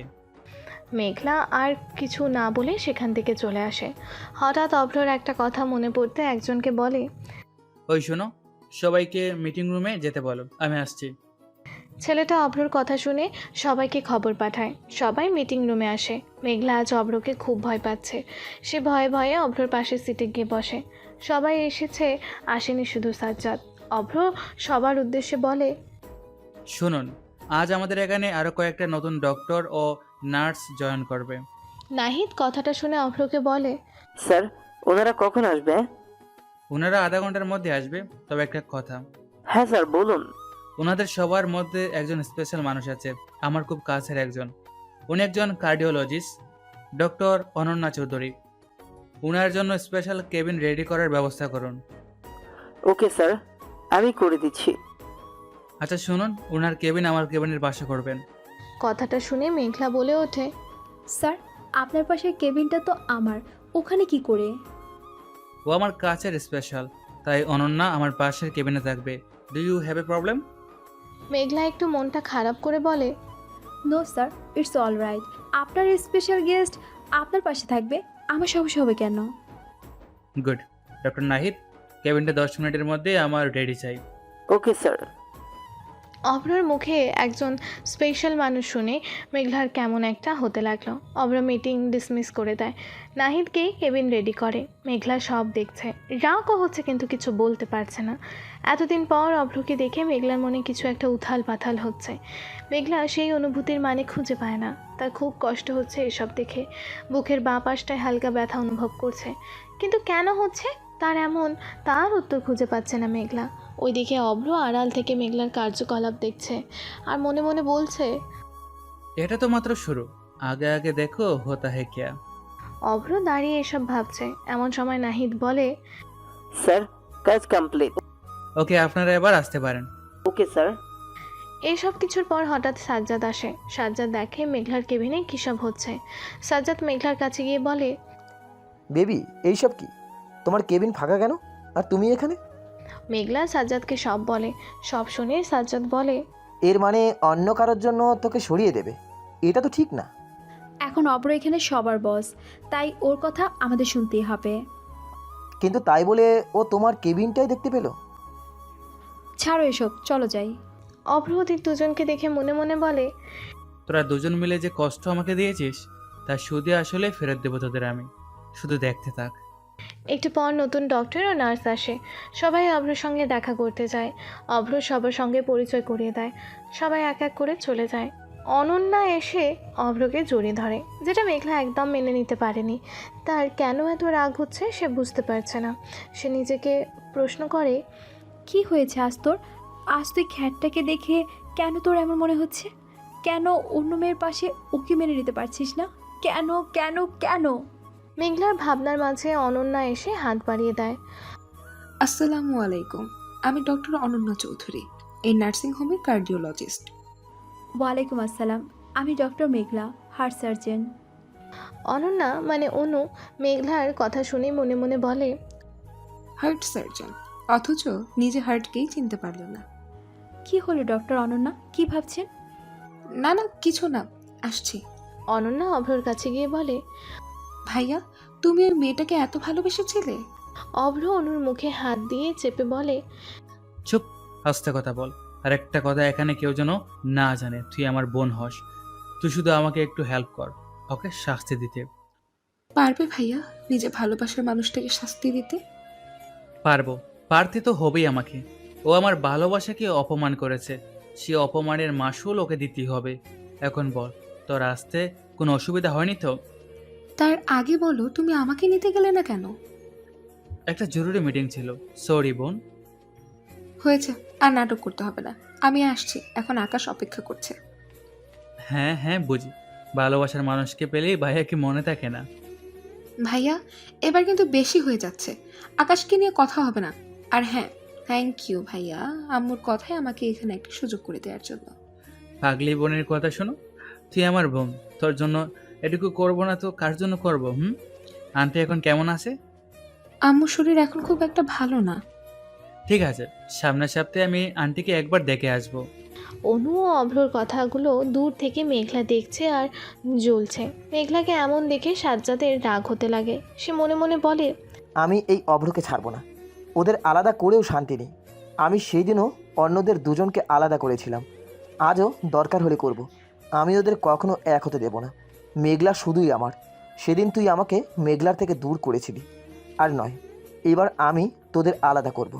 তোরা কেউ আমাকে চিনতে পারিসনি, আমাকে মনেও হয়তো নেই তোদের, কিন্তু আমি তোদের ঠিকই মনে রেখেছি। আমি সেই সুদীপ্ত যার সঙ্গে ছোটোবেলায় মেঘলা খেলা করছিল। আর তুই অভ্র আমাকে সেদিন মেরেছিলি, মেঘলাকে আমার থেকে দূরে নিয়ে গিয়েছিলি। তাই সেদিন আমি প্রতিজ্ঞা করেছিলাম এর বদলা আমি নেব, নিয়েওছি। তবে তুই আবার ফিরে এসে আমার থেকে মেঘলাকে সরাতে চাইছিস, সেটা আবার আমি হতে দেব না। সেদিনও ষড়যন্ত্র করে মেঘলাকে তোর থেকে সরিয়েছিলাম, এবারও সরিয়ে দেব। আমি কখনো তোদের দুজনকে এক হতে দেব না। সাজ্জাদ এইসব প্যাচ করছে। এমন সময় নাহিদ এসে সাজ্জাদকে বলে, ডক্টর সাজ্জাদ, আপনার সঙ্গে কথা আছে। হ্যাঁ বলুন, কি বলবেন? এখান থেকে কিছুটা দূরে একটা জঙ্গল এলাকা আছে, ওখানে ডক্টর বা হসপিটালের কোনো সুবিধা নেই। তাই এবারে সরকার ভেবেছেন এখানে একটা ক্যাম্প করবে ডক্টরদের। আপনি একটা টিম তৈরি করুন। ওকে ডক্টর নাহিদ, করছি। আমি টিম তৈরি করে আপনাদের আপডেট দিচ্ছি। ওকে, আমি স্যারকে বলে দিচ্ছি। ক্যাম্পে যাওয়ার জন্য কিছু নাম বাছা হয়। তার মধ্যে আছে মেঘলা, শিলা, অনন্যা, নিধি, সাজ্জাদ, নাহিদ, আবির ও আরও কয়েকজন। 2টা গাড়ি করেছে। অনন্যা অভ্রর সঙ্গে একই গাড়িতে যায়, যেটা মেঘলার পছন্দ হয় না। খুব রাগ হচ্ছিল, কিন্তু সাজ্জাদ মেঘলাকে নিয়ে অন্য গাড়িতে যেতে চায়। অভ্রর মেঘলাকে জ্বালাতে অনন্যাকে বলে, অনন্যা, তুমি আমার সঙ্গে যাবে। কিন্তু স্যার আমি। কোনো কিন্তু নয়, এদিকে এসো। বলে অভ্র নিজে গাড়ির দরজা খুলে অনুকে তার পাশের সিটে বসায়। আর মেঘলা অন্য গাড়িতে জায়গা না পেয়ে বাধ্য হয়ে অভ্রর কাছে এসে বসে। বলে, স্যার ওই গাড়িতে তো জায়গা নেই, আপনারা বরং যান, আমি যাব না। সেটা বললে কি করে হয়? দাঁড়াও নিধি, তুমি একটু চেপে বসো, আপনি ওর পাশে বসুন, অসুবিধা হবে না। এসব কিছু দেখে মেঘলার সেই রাগ হচ্ছে আর মনে মনে বলছে, হ্যাঁ আমি ছেড়ে দিতে এখন নতুন গার্লফ্রেন্ড জুটিয়েছে, দেখবো কতদিন থাকে এই প্রেম। মেঘলাকে অভ্র যত রেগে যেতে দেখছে ততই অভ্রর অনুর কাছে গিয়ে ফিসফিস করছে। মেঘলা তো সেই জ্বলছে, তেলে বেগুনের মতো জ্বলছে। অনু আস্তে করে অভ্রর কানের কাছে মুখ নিয়ে বলে, ভাইয়া একটু বেশি হয়ে যাচ্ছে না? কিছু বেশি হচ্ছে না, ও আমাকে সবার সামনে অপমান করেছিল, তার বদলা তো আমাকে নিতেই হবে। ভাইয়া তুমি ওকে আজও ভালোবাসো? জানি না বোন, তবে ওর দেওয়া আঘাতের কথাগুলো মনে পড়লে খুব কষ্ট হয়। আমি জানি ভাইয়া, তুমি না মানলেও আমি জানি তুমি ওকে ভালোবাসো। আমি অত কিছু জানি না, ও যেটা করেছে তারপর আমি ওকে এত সহজে ক্ষমা করতে পারবো না। বুঝতে পারছি ভাইয়া, অনেকটা অভিমান জমেছে, তবে চিন্তা করো না, একদিন ঠিক এই অভিমানের পাহাড় ভাঙবে। অনু আর অভ্রের এই কানের কাছে ফুসফুস করে কথা বলা মেঘলার সহ্য হচ্ছে না। অনু একবার পেছনে ফিরে মেঘলাকে দেখে, তারপর নিজের ফোন ঘাঁটতে থাকে। ওরা সেই গ্রামে পৌঁছায়। গ্রামের কয়েকজন এসে সবাইকে নিয়ে তাদের থাকার জায়গা দেখিয়ে দেয়। সাজ্জাদ অভ্রকে দেখে বলে, দেখুন অভ্র, আপনি মেঘলার থেকে দূরে থাকুন, ওর কাছে আসার চেষ্টা করবেন না। আমি ওর কাছে যেতে যাব কোন দুঃখে? যাকে আমি একবার দূর করে দিয়েছি তার কাছে যাওয়ার কোনো ইচ্ছে আমার নেই। সেটা হলে তো ভালোই হয়, আমার মেঘলার ধারের কাছে আপনাকে দেখতে চাই না। আমার বইয়ে গেছে ওর ধারে কাছে যেতে। সাজ্জাদ ও অভ্রকে কথা বলতে দেখে মেঘলা ভাবে, সাজ্জাদ ওর সঙ্গে আবার কি কথা বলেছে?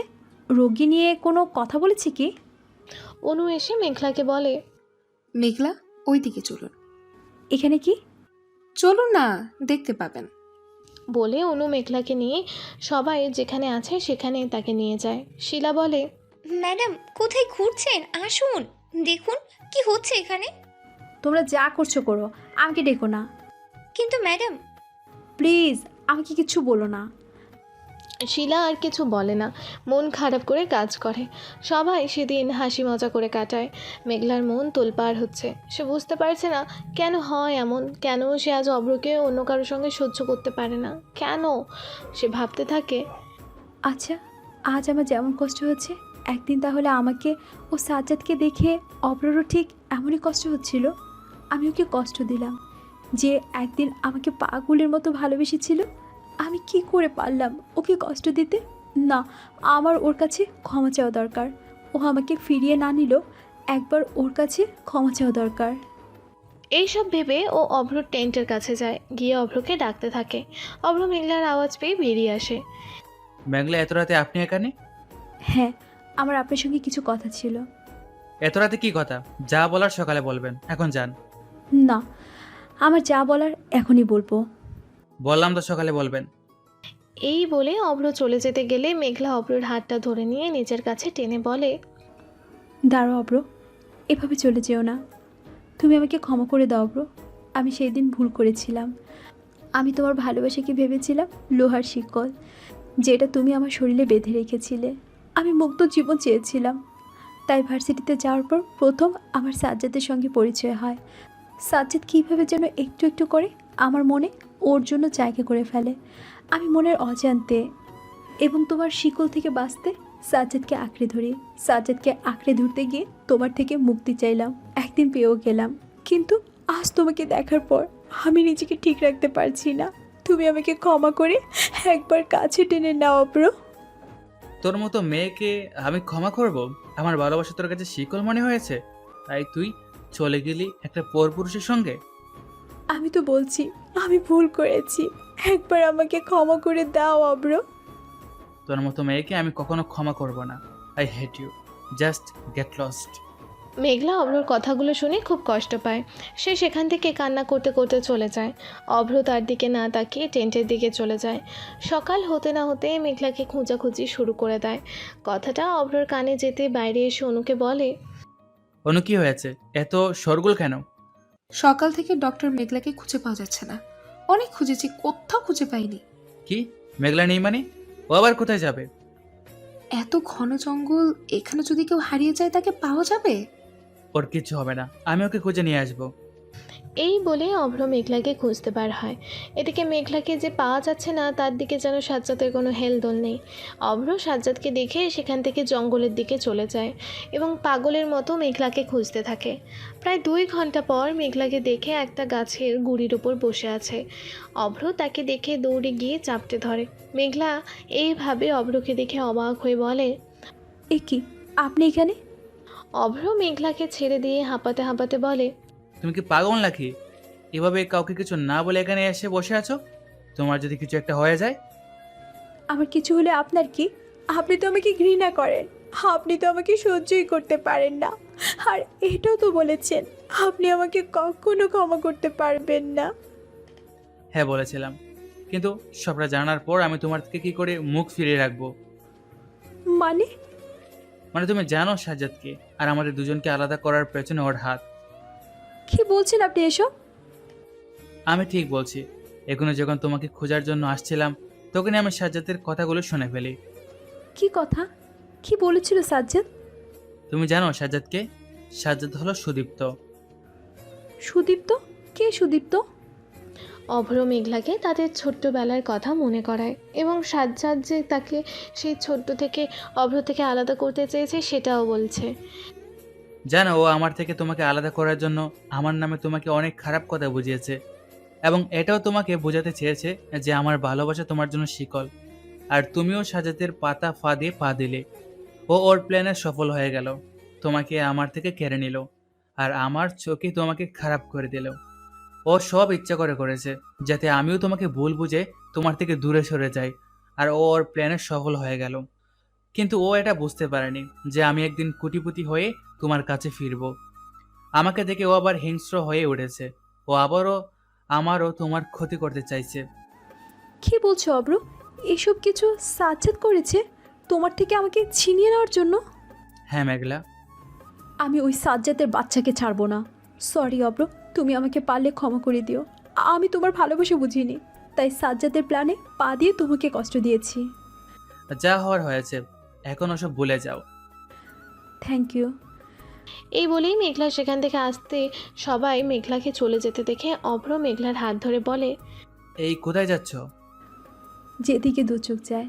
আমি তোমার ভালোবাসার যোগ্য নই। কে বলেছে তুমি ভালোবাসার যোগ্য নও? তুমি যদি ভালোবাসার যোগ্য না হতে তবে তুমি আজও আমাকে অন্য কারোর সঙ্গে দেখে জ্বলতে না। মেঘলা অভ্রর কথা শুনে অবাক হয়ে বলে, মানে কি বলতে চাইলে তুমি? মানে তুমি যে আমাকে ও অনুকে দেখে জ্বলছিলে সেটা আমি হাড়ে হাড়ে টের পেয়েছি।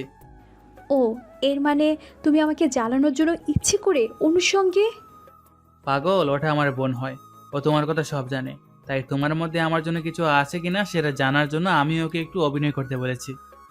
তোমার বোন মানে? আমি যতদূর জানি তোমার কোনো বোন ছিল না। তাহলে হঠাৎ করে বোন কোথা থেকে এলো? আর এক মিনিট, তুমি এই 6 মাসের মধ্যে এত কিছু করলে কি করে? কি আর সিফাত সাহেব কি সত্যি তোমার নানু হয়? হ্যাঁ, উনি সত্যি আমার নানু ভাই হয়। সেদিন তুমি আমাকে কষ্ট দিয়ে আসার পর আমি ভেঙে পড়ি। তোমার উপর খুব রাগও হয়, অভিমানও জমে। তারপরে আমি শোকে ভেঙে পড়ি। তখন আমার পাশে আমার বন্ধু আকাশ ছিল। ও আমাকে স্বাভাবিক জীবনে নিয়ে আসে। সেখান থেকে আমি ঠিক করি তোমাদের দুজনের উপর বদলা নেব। সেইভাবে রাস্তা পার হচ্ছিলাম, হঠাৎ দেখি রাস্তায় কতগুলো গুন্ডা একজনের থেকে একটা বক্স নিতে চাইছে। আমি সেই গুন্ডাদের সঙ্গে মারামারি করে ওনাকে বাঁচাই। তারপর ওনার সঙ্গে আমার পরিচয় হয়। পরিচয় হওয়ার পর উনি আমাকে ওনার বাসায় নিয়ে যায়। সেখানে গিয়ে আমি আমার মায়ের ফটো দেখতে পাই। আমি ওনাকে জিজ্ঞেস করতে উনি বলেন, কয়েক মাস আগে। আচ্ছা, উনি কে? ও আমার মেয়ে প্রীতি। তুমি ওকে চেনো নাকি? চিনি, মানে উনি তো আমার মা। কি বলছো তুমি? তুমি আমার প্রীতি মায়ের ছেলে। তোমার নাম কি? আর তুমি আমাকে তোমার মায়ের কাছে নিয়ে যাবে? আমি ওর কাছে ক্ষমা চাইব। সেটা আর সম্ভব নয়। কেন সম্ভব নয়? কারণ আমার মা আমাকে জন্ম দিতে গিয়ে মারা যায়, আর আব্বু অ্যাক্সিডেন্টে। তারপর থেকে আমি অনাথ আশ্রমে বড় হয়েছি। বর্তমানে সেদিন নানুভাই আমার সব কথা শুনে আমাকে তার সমস্ত সম্পত্তির উত্তরাধিকার বানিয়ে দেয়। আর আমাদের নার্সিং হোমে দেখা হওয়াটাও একটা ইত্তেফাক। আমি ভাবিনি তোমাকে ওখানে পাবো। আমার জন্য তুমি অনেক কষ্ট পেয়েছো, তাই না? হ্যাঁ, তোমার জন্য অনেক কষ্ট যেমন পেয়েছি, তেমনি তোমার জন্য আমি আমার নানু ভাইকে পেলাম। এবার আর আমাকে ছেড়ে যেও না মে। আমি তোমাকে ছেড়ে বাঁচবো না। আমি আজও শুধু তোমাকেই ভালোবাসি। কিন্তু আমি যে তোমাকে কষ্ট দিয়েছি অব্র। এবার অভ্র মেঘলাকে আর কিছু বলতে না দিয়ে তার ঠোঁটে নিজের ঠোঁট ডুবিয়ে দেয়। অভ্র মেঘলার ঠোঁটে কামড় দেয়। তখন মেঘলা অভ্রকে সরিয়ে দিয়ে বলে, আহ, লাগলো তো। কেউ এভাবে কামড়ায়? কি করব জান, তোমার ঠোঁটটা এত মিষ্টি যে কামড় না দিয়ে উপায় আছে? আমার লাগলো যে, দেখো রক্ত বেরিয়ে গেছে। কোথায় দেখি? এই বলে অভ্র আবারও মেঘলা ঠোঁটে কিস করতে চায়। এমন সময় সাজ্জাদ এসে অভ্রকে থ্রেট করে বলে, ওই অব্র, তুই আমার জানের থেকে দূরে থাক। ওকে একদম ছুবি না, ও শুধুই আমার। ও তোর, তাই নাকি? ভালো বলেছিস তো। জান, তুমি ওর? না জান, আমি শুধুই তোমার। ওর জন্য আমি তোমাকে ভুল বুঝেছিলাম। সরি জান। ওকে জান। ওদের এমন প্রেম আলাপ দেখে সাজ্জাদ খুব রেগে যায় আর বলে, আজ আমি তোদের দুজনকে ছাড়বো না। বলেই সাজ্জাদ কিছু লোকাল গুন্ডাকে সাথে নিয়ে এসেছিল। তাদের বলে অভ্রর ওপর অ্যাটাক করতে যায়। তারা অভ্রর ওপর অ্যাটাক করে সবাই মেঘলাকে সরিয়ে গুন্ডাদের মারতে লাগে। গুন্ডাগুলো যখন অভ্রর সাথে পেরে উঠছে না, তখন সাজ্জাদ অভ্রকে অ্যাটাক করে। দুজনের মধ্যে অনেক এভাবেই চলতে থাকে। অভ্র ও সাজ্জাদ দুজনে খুব আঘাত পায়। সাজ্জাদ অভ্রর ওপর পিস্তল তাক করেছে। এমন সময় সেখানে ক্যাম্পের সবাই চলে আসে। নাহিদ গিয়ে সাজ্জাদকে আটকায়। মেঘলা অভ্রকে ধরে নেয়। সবাই ক্যাম্পে ফিরে আসে। অনু এসে বলে, ভাইয়া তুমি ঠিক আছো? অভ্র অনেকটা কষ্ট নিয়ে বলে, হ্যাঁ বোন, আমি ঠিক আছি, চিন্তা করিস না। অভ্র অনুর কথা শুনে বাকিরা অবাক হলেও মেঘলা অবাক হয় না। শিলা বলে, ডক্টর ম্যাডাম, স্যারকে আপনি ভাইয়া বলছেন? হ্যাঁ, কারণ তোমাদের স্যার আমার ভাইয়া হয়। সবাই তো কথাটা শুনে খুব অবাক হয়। নাহিদ বলে, ঠিক আছে, অনেক হয়েছে, এখন স্যারকে রেস্ট নিতে দিন। ডক্টর নাহিদ, আমি ওনার কাছে থাকতে চাই। ওকে, যে কেউ একজন থাকতে পারে। তাহলে ভাবিই থাকুক। আবারও অনুর কথা শুনে সবাই তার দিকে জিজ্ঞাসু দৃষ্টিতে তাকিয়ে আছে। অনু তখন তাদের হাবভাব বুঝে বলে, ওইভাবে দেখার কিছু নেই, আমার ভাইয়ার একমাত্র বউ তোমাদের ডক্টর ম্যাডাম। কথাটা শুনে তো সবারই চোখ ছানা পড়া। মেঘলা বলে ওঠে, ওকে, এখন তোমরা যাও। তোমাদের যা প্রশ্ন আছে সব পরে দিব, এখন ওকে একটু একা থাকতে দাও। সবাই মেঘলার কথা শুনে চলে যায়। মেঘলা অভ্রকে বলে, জান, তুমি ঠিক আছো তো? হ্যাঁ জান, এখন আমি পুরো ঠিক আছি, কারণ আমার জান আমার পাশে আছে। কথাটা শুনে মেঘলা লজ্জা পেয়ে বলে, তুমিও না? আমিও নাকি? আমি আমার বউকে বলেছি আই লাভ ইউ জান। I love you too my love. Abhra মুখ শুকনো করে নেয়। মেঘলা অভ্রর এমন মুখ দেখে অবাক হয়ে বলে, এই তোমার কি হলো? তোমার কি কষ্ট হচ্ছে? হ্যাঁ হচ্ছে তো, অনেক কষ্ট হচ্ছে। কোথায় কষ্ট হচ্ছে জান? এই যে এখানে। বলে নিজের ঠোঁটের দিকে ইশারা করে। মেঘলা অভ্রর দুষ্টুমি বুঝতে পেরে বলে, বদমাইশ, চুপ করে রেস্ট নাও। প্লিজ জান, একটা দাও, একটা ছোট্ট করে। ওকে, একটা, আর জিদ করবে না। ওকে জান। মেঘলা অভ্রর ঠোঁটে আলতো করে একটা চুমু এঁকে দেয়। অভ্র পরম আবেশে মেঘলাকে বুকে জড়িয়ে ঘুমিয়ে পড়ে। সেখানে তারা কয়েকদিন থেকে মানুষের পাশে থেকে তাদের সুস্থ করে ফিরে আসে। ফিরে এসেই সাজ্জাদকে পুলিশের হাতে তুলে দেয়। এই কয়েকদিন পর অনু, আকাশ ও সিফাত সাহেব বসে কথা বলছে। এমন সময় অভ্র মেঘলাকে নিয়ে নিচে এসে বলে, নানু ভাই, আমরা একটু আমাদের সে অনাথ আশ্রমে যাব, অনেক দিন ওনাদের সঙ্গে কোনো যোগাযোগ রাখিনি। ওকে, যা ঘুরে আয়। এমন সময় অভ্রর আবারও সেই নাম্বার থেকে কল আসে। অভ্রর ফোনটা নিয়ে চলে যেতে গেলে আকাশ বলে ওঠে, দাঁড়া অপর, আজ তো বল, এই ফোনটা কার আসে যে তুই সবার আড়ালে গিয়ে কথা বলিস? আমি বলছি। তুমি বলবে? হ্যাঁ আমি। এই বলে অনু বলতে শুরু করে আর অভ্রর ফোন কলের কথা। ওটা আম্মু কল করেছে। তোমার আম্মু? জি, আমার আম্মু। আম্মু যে কল করে সব সময় আমার খবর নেয়, আমাকে এখানে আম্মুই পাঠিয়েছে। আম্মুকে ভাইয়া খুব ভালোবাসে। কারণ কি, ভাইয়া জানে আম্মুর জন্যই একদিন ভাইয়া আব্বু আম্মু আশ্রয় পেয়েছিল, তাই ভাইয়া আজ আম্মুর খেয়াল রাখে। হ্যাঁ রাখি, কারণ উনি আমার আন্টি নয়, আমার মা, তাই মায়ের খেয়াল রাখা আমার দায়িত্ব। এইসব কথা বলতে বলতে অভ্রর চোখে পানি চলে আসে। মেঘলা অভ্রকে সান্ত্বনা দিতে বলে, কষ্ট পেও না, আজ তো তুমি ওনার পাশে আছো, এইভাবেই ওনার পাশে থাকবে সারা জীবন। হ্যাঁ থাকবো সারা জীবন, তোমাদের সবাইকে দিয়ে হাসি খুশিভাবে থাকবো। আর আমি কাল গিয়ে আম্মুকে আমাদের কাছে নিয়ে আসবো। সত্যি বলছো ভাইয়া? আম্মু আমাদের সঙ্গে থাকবে তাহলে? হ্যাঁ, আমাদের সঙ্গেই থাকবে। দেখতে দেখতে 2 বছর পার হয়ে যায়। অভ্র ও মেঘলার একটা ছেলে হয়। নাম রাখে আকিব চৌধুরী। আকিব অভ্রর নানু ভাইয়ের প্রাণ। এদিকে রুমি মেঘলা একটা শাড়ি খুঁজছে নার্সিংহোমে যাওয়ার জন্য। এমন সময় রুমি অভ্র এসে পেছন থেকে মেঘলাকে জড়িয়ে ধরে। মেঘলা চমকে উঠে বলে, এই কি করছো? ছাড়ো। ছাড়ার জন্য কি ধরেছি? একটু আদর করতে দাও, তারপর চলে যাব। না, যাও তুমি, আমার দেরি হয়ে যাচ্ছে। তার উপর এমনিতে আমি আমার শাড়ি খুঁজে পাচ্ছি না। একটু যান। বলেই অভ্র মেঘলার ঠোঁট জোড়া নিজের ঠোঁটে নিয়ে নেয়। মেঘলাও অভ্রকে আর বাধা দিতে পারে না। সেও নিজেকে সঁপে দেয় অভ্রর কাছে। এভাবে বেঁচে থাকুক ওদের ফিরে পাওয়া ভালোবাসা। এইভাবেই যেন আবারও একসাথে থাকতে পারে। আর কোনো সাজ্জাদ বা সাজ্জাদের মতো অন্য কেউ ওদের ভালোবাসাকে ভাঙতে না পারে।